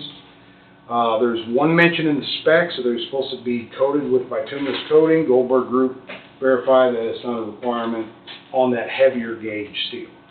It is a requirement on the normal hollow metal doors. Structural steel column enclosures where adjacent to CMU partitions. I put this in here, I left this in here because that's what we had on Phelps County. There's a few spots where we have a CMU wall butting up to a steel column. If they don't show a column enclosure, that may or may not need to be added later. We had the same exclusion on Phelps, and if we have that here, we don't have anything currently figured for that. So. Just two more. Dry pipe fire sprinkler system at vehicular sally port. I think this was removed by addendum. Conley Sprinkler and all this determines since we have heat in that sally port, why spend that six-figure extra to put a nitrogen charged dry sprinkler pipe system for that vehicular sally port? Just money that's not needed since we do have heat out there already. And then lastly, our exclusion. This came up in our review with our general works contractor. It was not real clear, but they had figured or asked the question, are best locks, all your doors are going to have best locks. It's supposed to be, the lock body is supposed to be for a best core at all locks. Wasn't real sure if all your cabinet casework is supposed to be. It was a big ad for about 100+ locks to add to make a best. So we're just letting you know best was not figured. The typical casework lock body set was figured by National Products, I think it was. So which you normally see. So this just sort of you guys start digging in the plan. You see something, well, we're trying to let you know that why we didn't figure it, and here's the reason why. The last door comment you made, I know that goes into what Tom was looking at. A year and a half or 2 years ago, when Tom and Eric or whoever traveled and looked at 4 or 5 different jails and different states and all that, when they went to a new jail out here west, if I remember, out Western Canada, when they got done with that, the sheriff there didn't like the door set up. It didn't slide inside or something, or didn't open right. Tom, do you remember what she was talking about? She said you wouldn't want that set up. That's just the difference between sliders and swingers on doors. Okay, this project's got the door in it that you need. Yeah, we've already talked about, there'll be swingers. The cost we can save is monumental going with swinger Well, doors. as many doors as we got, we need to make sure that the ones that are the right doors. We spent 3 days in Kansas City going over this, beating a dead horse, we need swingers. Yeah. The casework that was mentioned, that last item, so your casework is like your built-in filing cabinets, maybe in some offices or the courtroom. As we go through the FF&E package in extreme detail, room by room, if there's anyone who does need a heavy-duty lock, like Wade, if you need special locks on any cabinets or anything, we can go through and adjust that and use FF&E for that as well. Absolutely. Yeah. What's your opinion on low-grade foundation insulation? I know all architects call for it anymore, so. If we were in Minnesota, upstate Minnesota, I think it'd probably be a good idea. This part of the country, further south, I really don't see what advantage it's gonna, the majority of your building is gonna be back of house, more than half your building. I'm not a designer, I've been doing this a while, but this part of the country or further south, I don't see it being a necessity. Further up north, yeah, probably a good idea, so. Everybody's got their own opinion, I just wonder what yours was. I'm with you on it. I mean, we're not far enough north to concern ourselves, we don't cross that deep around here anymore, so.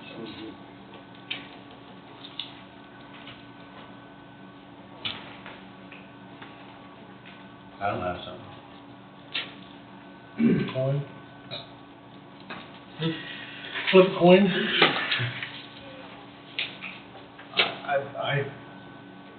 I'm happy with where the numbers come in at, 22. Of course, they could always be lower. Maybe we'll get that later on. Yeah, that's everybody's wish. Yeah, for everything, right? I mean, I guess I don't know what the next step. I think Wade brought up a great point. Two options, either start at the GMP at 30 million and work our way down with the GMP Amendment 2, or start at GMP at whatever alternates are selected, and then work our way up to include the courthouse. That's probably your better bet. Yeah, 28,085. 857. Here's gonna be something I cobbled together.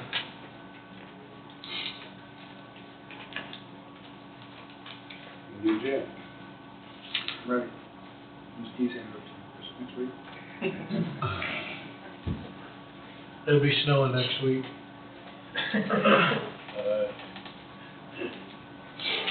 Want me to read that to you? Yes. I'm tired of reading. So it's a proposed motion to establish a guaranteed maximum price, GMP, GM.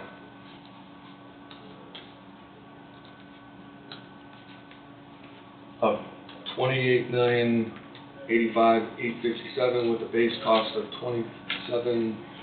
$27,424,735, and including the following alternative bid: alternative 4, second floor staff area full build out; alternative 5, evidence lab and storage full build out; alternative 6, ceramic tile and restrooms; and alternative bid number 7, security, electronics, and remodel, presented by Goldberg Group Architects and River City Construction, related to the construction of a new 2-story, 38,716 square foot Coffee County Law Enforcement Center, to include all scopes of work related to the project and all bid documents prepared by Goldberg Group Architects, dated September 19, 2023.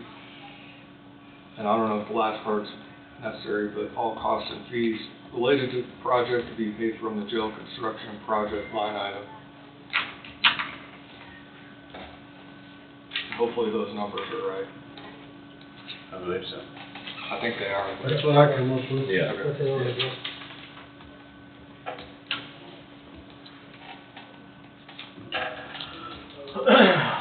Well, that's a motion, I'll move. Second. Okay, go ahead, Tom.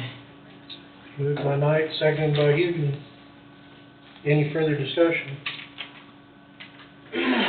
All in favor say aye. Aye. Motion passes. Shuttle will be here tomorrow, right? Soon enough. If I could ask all county employees to wear your overalls and bring a pick tomorrow. Pick tomorrow? We're gonna be in the parking lot. Started. We'll get started early for you. Make sure you clarify which parking lot, all right? Yeah, they don't want this one out there. We'll be on the north side over there, right? Do you want me to send that to you? That would be great.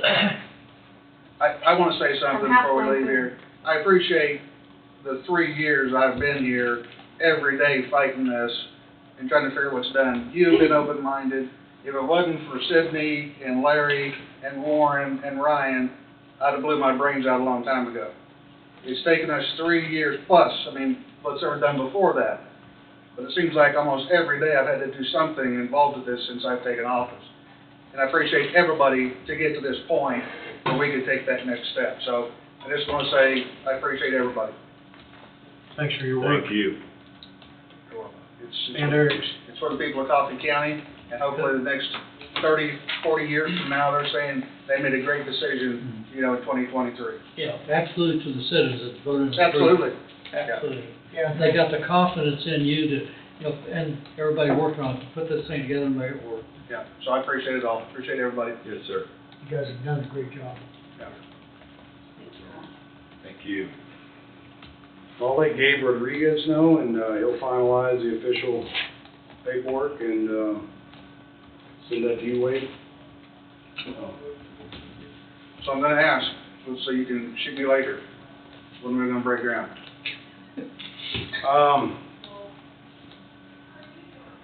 We need Either 2 weeks. right before the end of the year or right after the first of the year. And we'll do like a groundbreaking ceremony if you guys want to do something like that. Hopefully the ground ain't frozen. We'll use it right when the excavator mobilizes to the side of the piece of equipment. We'll have them dig it up a little bit for us. And we'll bring out some golden shovels and do a photo op for I thought maybe we'd all be in excavators. Yeah, that sounds a lot warmer to me. Yeah, that's what I think. Yeah, one with the cab over heater in it, yeah, with mine. I'll roll the buckets over and smack them together and then. sometime late December or June. Have a good week. Take care. All right, thanks everyone. Thank you. Thank you all. Appreciate it. Have a good day. You too. Thank you Gotta all. make it back to Happy the early Chiefs game. Thanksgiving. I just hope it's on a local channel. Seriously? You guys have? I don't have satellite TV. Oh, yeah. Well, it should be on, should be ABC, I think. Yeah, I hope it's on local. Yeah, it should be. Monday Night Football, so, see you guys. Thank you. Nice meeting you. Nice to meet you. Nice to meet you. Yeah, I just couldn't see kicking that can down the road. We got the numbers that I want, I think everybody was sitting here waiting on. We'll get it in motion. Yeah. 4 months ago, I wasn't ready to break them loose because we didn't have it ironed down. I mean, it wasn't ironed down. Steve had to leave and, Wade will have to leave here in just a little bit. Well, we can just sign these next week, it's fine.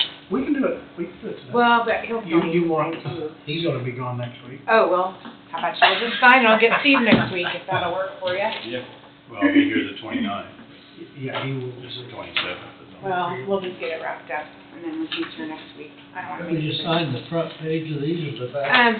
Yeah, you can sign the front on the, This one here has no space to sign. maybe just sign on, maybe on that back page there. Those longer ones, they're different. I can probably remove them. Yeah. Should be all up to date. Okay. Do you hear Were you that? able to type that up, or you still need me to type? I think I got it. Okay. Thank you. Yeah, then computer printer issues and Had to kick it. I told you I was nervous about today and computer access and. That's all right. It's all done. Yep, it's done.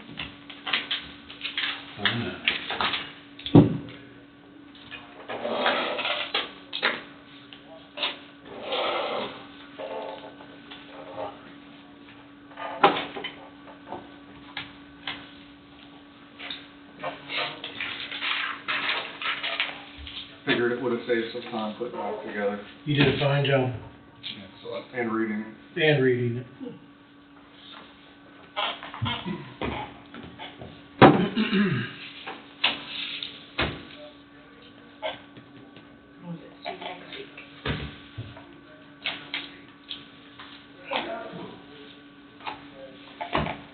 Okay, It's been a long and winding road. it has. It has, and We can I just- shred that, sorry. We can shred that. Well, I as need to city. void it first. Yeah, void it, whatever. Yep, yep. I understood what, Jessica was talking about, seeing what the renovation price on the courthouse come out to, but we just don't got time to wait. Yeah. I mean, even more right now, some suppliers, ready-mix suppliers it's so much per truck load of concrete, whether it's got a yard on it or 10 yards on it.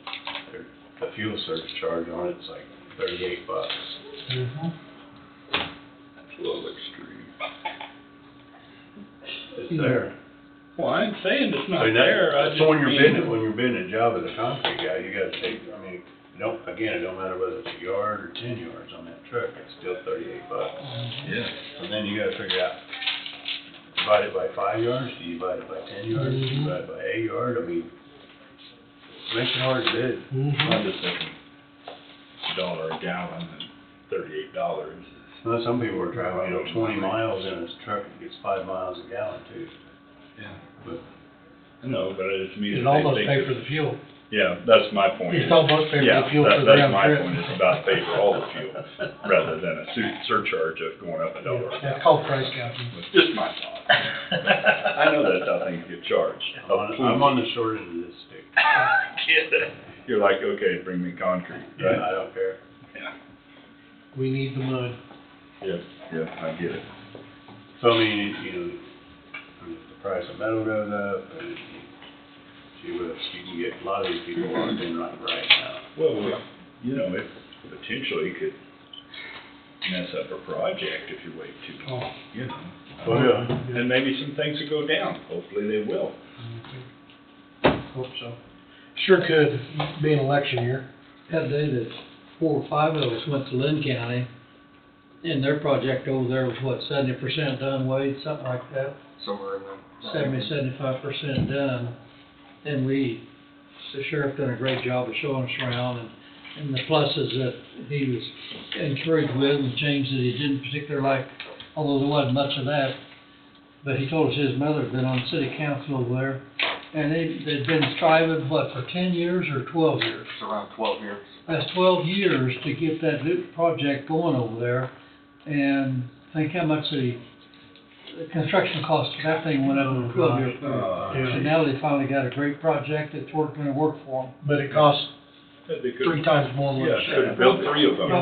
Probably at least double, but it Yeah. might have been 3. Probably built 3 of them. In fact, I wouldn't mind going over there and going through theirs, again, 'cause he was great to, I think Wade went and Tom and Eric and myself, and there was someone else, I think, I don't remember. I've been twice during construction and post-construction. So, quite a bit of difference. If you have a chance to check it out, I encourage you to. What else we got for the end of the day? So, a couple things to be thinking about now that you've established the guaranteed maximum price and things will be kicking off. We haven't had much of a conversation lately about the next series of bonds.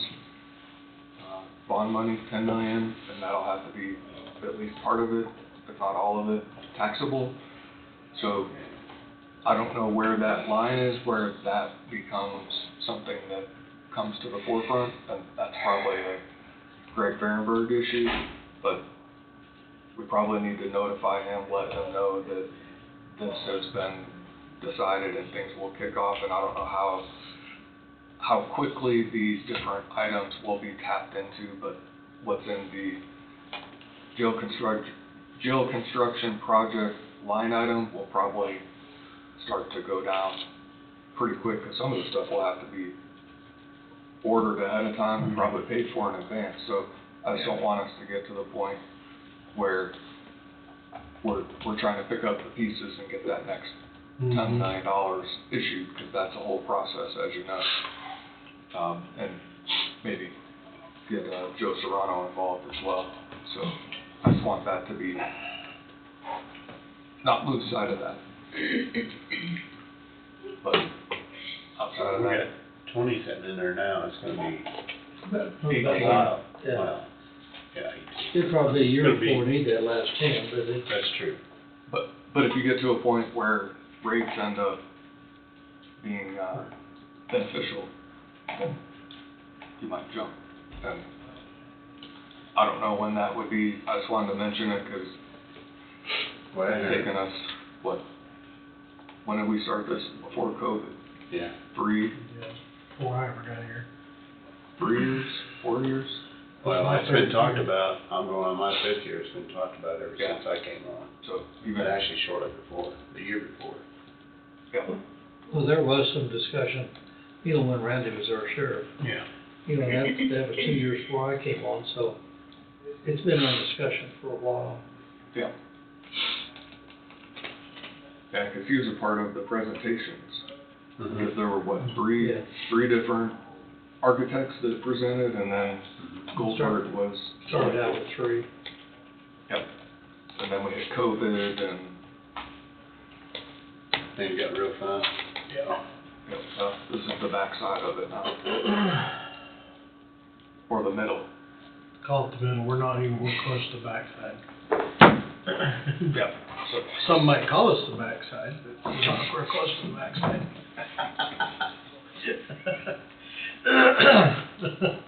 You have such a way with words. I do, don't I?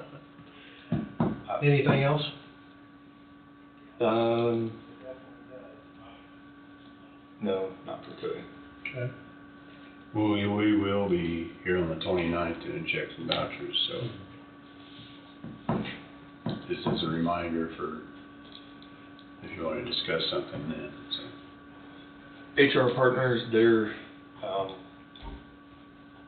we're gonna get them on the schedule here pretty soon. It may be either the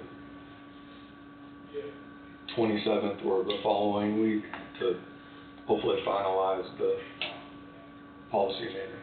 That's been going on about as long as the jail project. It has. There's been quite a few things. Between the wage study and the policy handbook has been Yeah. down the road for quite some time. Yep. While we're talking about, how's the time clock plan? Yes, we are still looking to possibly get everything implemented for sure by January. With election, holiday here, we got payroll real quick, so we're hoping in December we can get back on with CIP. Once you get another holiday, Yeah. everybody takes a week off for A month. a month, pretty much, from Yeah. Thanksgiving to This New person's Year's. off that week, and then you gotta talk to that person. Mm-hmm. That's Get pretty hammered good. for New Year's. Am I correct? Well, Pretty with much. election in there too, it kind of pushes everything back, so. Yeah. But we'll be back, hopefully hot on that for December.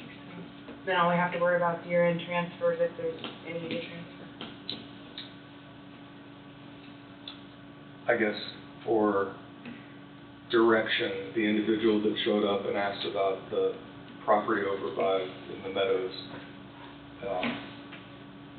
is the direction to contact the hospital board and inquire from the hospital board if they have any recommendation one way or another, if they had had that for some future plans, I don't know. Then, once you have that information, then to make a decision if the board intends to sell it by issuing a notice and for people to, I don't know if you're wanting to do sealed bids or what your intent is there, but just to maybe keep that conversation going. I do know the housing authority come in at one time wanting that 5 acres for just what, Mr. Ludoff is wanting to do, but only they were gonna do like 5 houses, I think, in there. Or so, or that was a proposed, plot, at the time. And that's when the hospital did come in and say they were hoping to use that for possible future expansions or uses, or maybe another. But in today's world, if you will, gosh, where was it? I seen it on the news a couple of times where ambulance service just gave it up, locked the doors, walked away. The hospital closed. They started cutting back services that didn't make them money, like ER. They didn't have more ER. Several things. There's a big deal going on in Lyon County about that, right, coming up. There is land that's south of the Meadows too, though, correct? Mm-hmm. This is south and east, I and know. then straight south and then straight north as well we own. That's what I mean, there's other. There's plenty of property right there around the meadows That would be my thought. that they but I- could use or utilize. Correct, that would be my thought, but. Yeah, I would say that's the direction Probably need to go, is to make sure that, I mean, we could get their blessing. We don't need their blessing, but we can get their blessing. At least let them know At we're least- considering it or gonna Right, I agree. possibly gonna With do that, that. yeah. It sounded like if Kyle or Rudolph did get it, he might possibly sell lots over there, off of there for 1 or 2 lots. Yeah, maybe. 1 or 2 houses, Yeah. 4.9 acres, so 5 houses could go there. Yeah, the south end of it, you got that draw through, it looks like from the map there, But if you sell it to him, you can't tell him you gotta build 5 houses. but, no, no. So I mean, he's I'm gonna gonna have to go, guys. Okay. Take care, Wade. Don't forget your jacket and your hat. Yeah. You'll remember your jacket and your hat. Yeah, when you I'll be go outside. back for them, right? Have a happy Thanksgiving. Happy Thanksgiving, Wade. Yes. Yep, you guys too. So who's gonna contact the hospital? I can get a hold of Joven. He's supposed to be coming in for, his report, I thought, before Thanksgiving, but that's not happening. No. So probably right after Thanksgiving. We haven't seen a report for 2 or 3 months, Yeah. maybe even 4. Do you know when the next meeting of the hospital board is? He's coming in December 4th. December, Fourth? just when he's coming. Oh, What's the hospital there, the third Monday? yeah, they're usually Monday nights. It might be not. Used to be the 4th Monday. Fourth Monday? I lost track. I think they changed the date. Be next week then. I don't have my sheet in my book to see when they're meeting. I can look and see if I have it on there. Hospital board's 3-year terms, meets the 4th Monday at 6:30. Fourth Monday, So next month. so next Monday. So we could have someone get a hold of Judy. So that it probably needs to make it on their agenda so they can discuss it. Whether that be through Joven or whoever.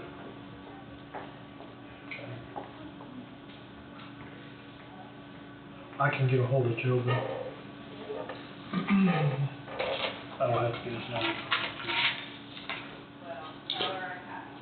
Okay, so the last meeting was September 23rd, which would have been that's a Saturday. September 23rd, oh wait, 2023, hold on. Okay, they met the 25th, I'm sorry. My eyes are going cross. Right. So that's the Christmas. fourth Monday. Yeah. Okay. Do you want to spell out the one? You can, I mean, I can call there. I mean, October 23rd would be the 4th Monday, and that was on Yeah. October 25th.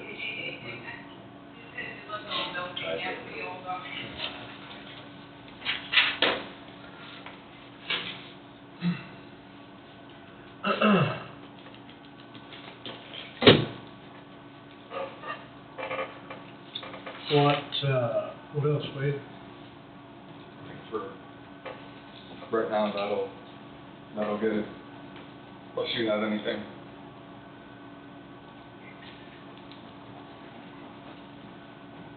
That was 27th?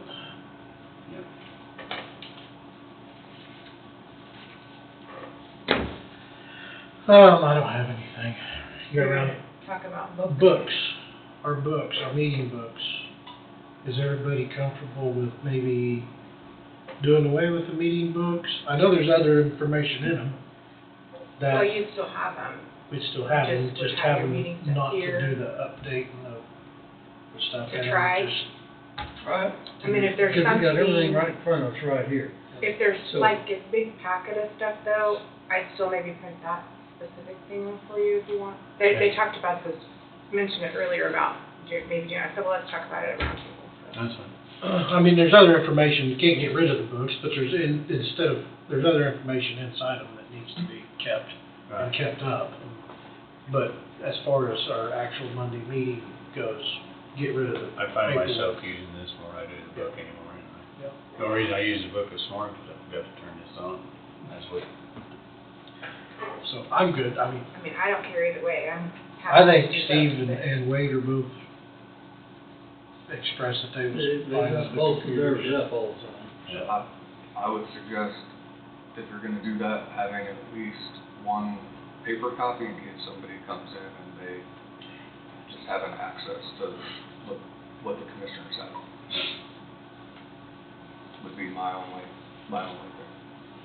So, unless you wanna have an extra pad, I guess, and you can hand the pad out to somebody and they can follow It along. doesn't matter, I mean, I'm fine to keep doing everything, it was just, somebody brought it up earlier, who was it? Yeah, I brought it up earlier. I don't think there's any issue with that, just if somebody comes in and like, well, I Yeah. wanna see what they're looking at, then there's a way. We always keep a copy here anyway. And then one for Mark. It's gonna save paper, it's gonna save a lot of time. Say some of those 50 boxes if they're full Yes. once a year. Yeah. It Well, costs, I don't remember how much. I'm trying to I'll put, as you saw, things on a flash drive and then put it up there where everybody can see it instead of handing out multiple copies of the same thing. And we could maybe do something like that too, if you wanted, like, Oh, you could throw it up on the screen, throw your, well, it wouldn't be this actually, well, I could you do could, that. you get it on the I could. computer, yeah. Or you But can I'd have send to it use to that Wade's, computer. you can send it to Wade's computer. Only thing would be if we're doing a Zoom or something like that, Right. then you'd have to turn it off. And- Yeah. Just minimize it. But if they have something that's within that you're wanting to see. gotcha. But we can try it, if you wanna try it and see. Fine. It's worth a shot. Like I say, it's gonna save time and paper. I know it's, time is money. Time is money. I don't have anything. You don't have anything else? I got one thing. One thing? Infrastructure money for cities. It says it's defined as the creation of new or maintenance of sewage systems, water systems, electric power distribution, natural gas, communication lines, computer networking, and public utilities, as well as streets, curbs, gutters, and drainage projects.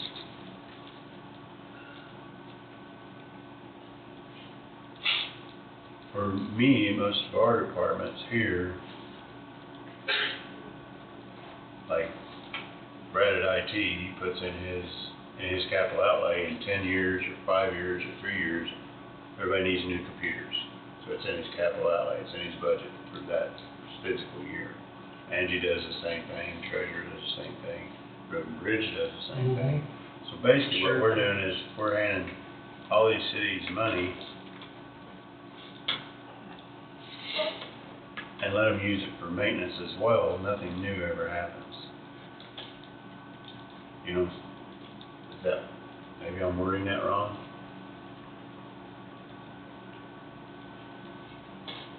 You know, I mean, to me, infrastructure money could be used for an expansion of, if somebody wanted to, if you wanted to annex a piece of property into the city, any city, use your infrastructure money for that. So you're suggesting take the cost of the computers, take them out of that Well, I'm just saying, some of this looks like it should be And like I say, capital outlay, and anybody can step in and correct me if they, The only problem with computers going into capital outlay, I've always looked at capital outlay being something that would last 8 years, maybe 10, whereas computers won't last but about 3 or 4. I don't know whether that should enter into that decision or not. well, again, I mean, it just seems like maintenance of your sewage system, your water systems, power, That should be in a capital outlay Yeah. type scenario account, I mean, where you build your funds up to do a project. communication and computer networking, include your computers in your, in City Hall, or, which again should be a capital outlay item. That's just my opinion on this. Like Levo, how many computers they have, maybe 4? You know, and they don't get as much money. Right, but still, I mean, how Everybody many, else, but how many still. computers are in Yeah. the city of Burlington's office, you know what I I mean? Or guess- Leroy, or Gridley, or wherever. I guess what I'm saying, we're trying to do the community improvement project with Cook Flat, and we paid a lot of money, and he's went around, he's met with every city, and things are kind of falling flat on their face. But if they would use their infrastructure funds toward that, instead of just maintaining what they got, It would make something happen. it would make something happen. I'm not sure everybody's been in the city of Leroy for several months on that. I go to most meetings, but I don't go to every one of them. I don't, that's There hasn't been anybody there at Leroy for several months. the thought. You know, and even their, and that's just their, infrastructure grant funds, the Parks and Recreation Funds, is another fund that, I don't know. I think if you use, and I always said, I wouldn't mind upping their infrastructure funds, but, you know, again, if they got a project worthwhile, we can go to our community improvement funds and match some funds, and I don't know that. I think if they back up with Cook Flat and go through some of these designs that have already been done, create a Safe Routes to School project. It doesn't have to be, I mean, some of it to me on the community improvement stuff kind of went maybe a little overboard. I mean, something that could happen after the CHIPS is done, and in the future when that area out there is developed, or Leroy is developed, or these lakes are done, or whatever. But for now, why can't we any community do a point A to point B from the school to the library, or from the library to downtown, or, I mean, I see it more often than not around Burlington especially. I'm always going to the office, or going here, or going there, or somewhere, but I'm constantly pulling away out on the other lane to dodge somebody walking down the street, because there's no sidewalk in that area, and or, I don't know, that's just, I'll probably go too far with it, but that's just me. So, food for thought. Speaking of Cook Flat and the improvements, the trail deal, I found a bridge down in Mississippi that was taken off. It was expanded over a 4-lane highway. Really? And I found it, I sent it to Bobby. Bobby he knew the individual down there, got the paperwork for it. They sent it to Cook Flat. Last I knew, it was able to breach the span of the Neosho River. But they said it wasn't probably good enough to use. And not that I wouldn't be for that project, but again, $250,000 versus yeah, $2 million. $2 million, but not that I wouldn't be for that project, but again, that, to me, I was looking for something as simple as a walking trail from Oak Park to Drake Park to the library to the school to something, Not something way larger. Yeah, I mean, again, that's something that would, to me, that's futuristic. That's 10 years down the road, 5 years down the road, 8 years down the road, not next year. Next year, you can have. Yeah, this trail going to here. Yeah, I mean, you gotta start out somewhere to end up somewhere. If you never start, you never end up anywhere. It's like I live out in the southwest part of town. The city's kinda got a cost share from this, but several years ago, right after I bought the place, but, I said, well, can I get on the cost share program, put me in a sidewalk? And I was told, well, it's not gonna lead anywhere, there's no sidewalks out here. And I said, I know, but if I do mine, then the next person wants one, and it'll lead somewhere, and the next person, and eventually it'll wind up somewhere. Did it ever work? That's always been my take on things like that. No, it didn't work. Your deals you're talking about right now is more practical than what the one is up north. Yeah, and like I say, to me, that's futuristic. I mean, down the line, I mean, once the chip seal's up and going and all like that, I mean, again, you gotta start somewhere with a trail to end somewhere on a trail. And it's not just trails, I mean, it's, you know, there's you know, we got flack over this big ditch here, so we remedied the situation, but, you know, yet there's, in all cities, I've been through Leroy quite a bit lately, and, Ridley, you know, there's a lot of storm sewer work to be done in certain ditches, I mean, because the water's gonna end up going the same place, whether there's a storm sewer in there, whether there's a ditch. Now, again, you gotta have a catch box, but yet, if that ditch is full, you know, or filled in, it's piped, and it's storm sewer, that makes it easier to put a sidewalk and a walking trail. I mean, it's just, so again, if you're just letting them use it for every year maintenance, then nothing new's ever gonna happen. You don't have to be creative under this guideline. Right. No, I agree. So, just throwing that out there. Something to definitely look at before the next year rolls. Which is in January. In January. That's something Leroy has done, is sidewalks. Got sidewalks up Main Street, and got sidewalks on 58. And that's it. Well, and that's why There isn't any sidewalks in it. I seen Love Leroy was trying to put, I mean, I don't remember who's the head of it now, whatever, they're trying to put something together for a couple of blocks of sidewalk, I think it's from Luther's to downtown.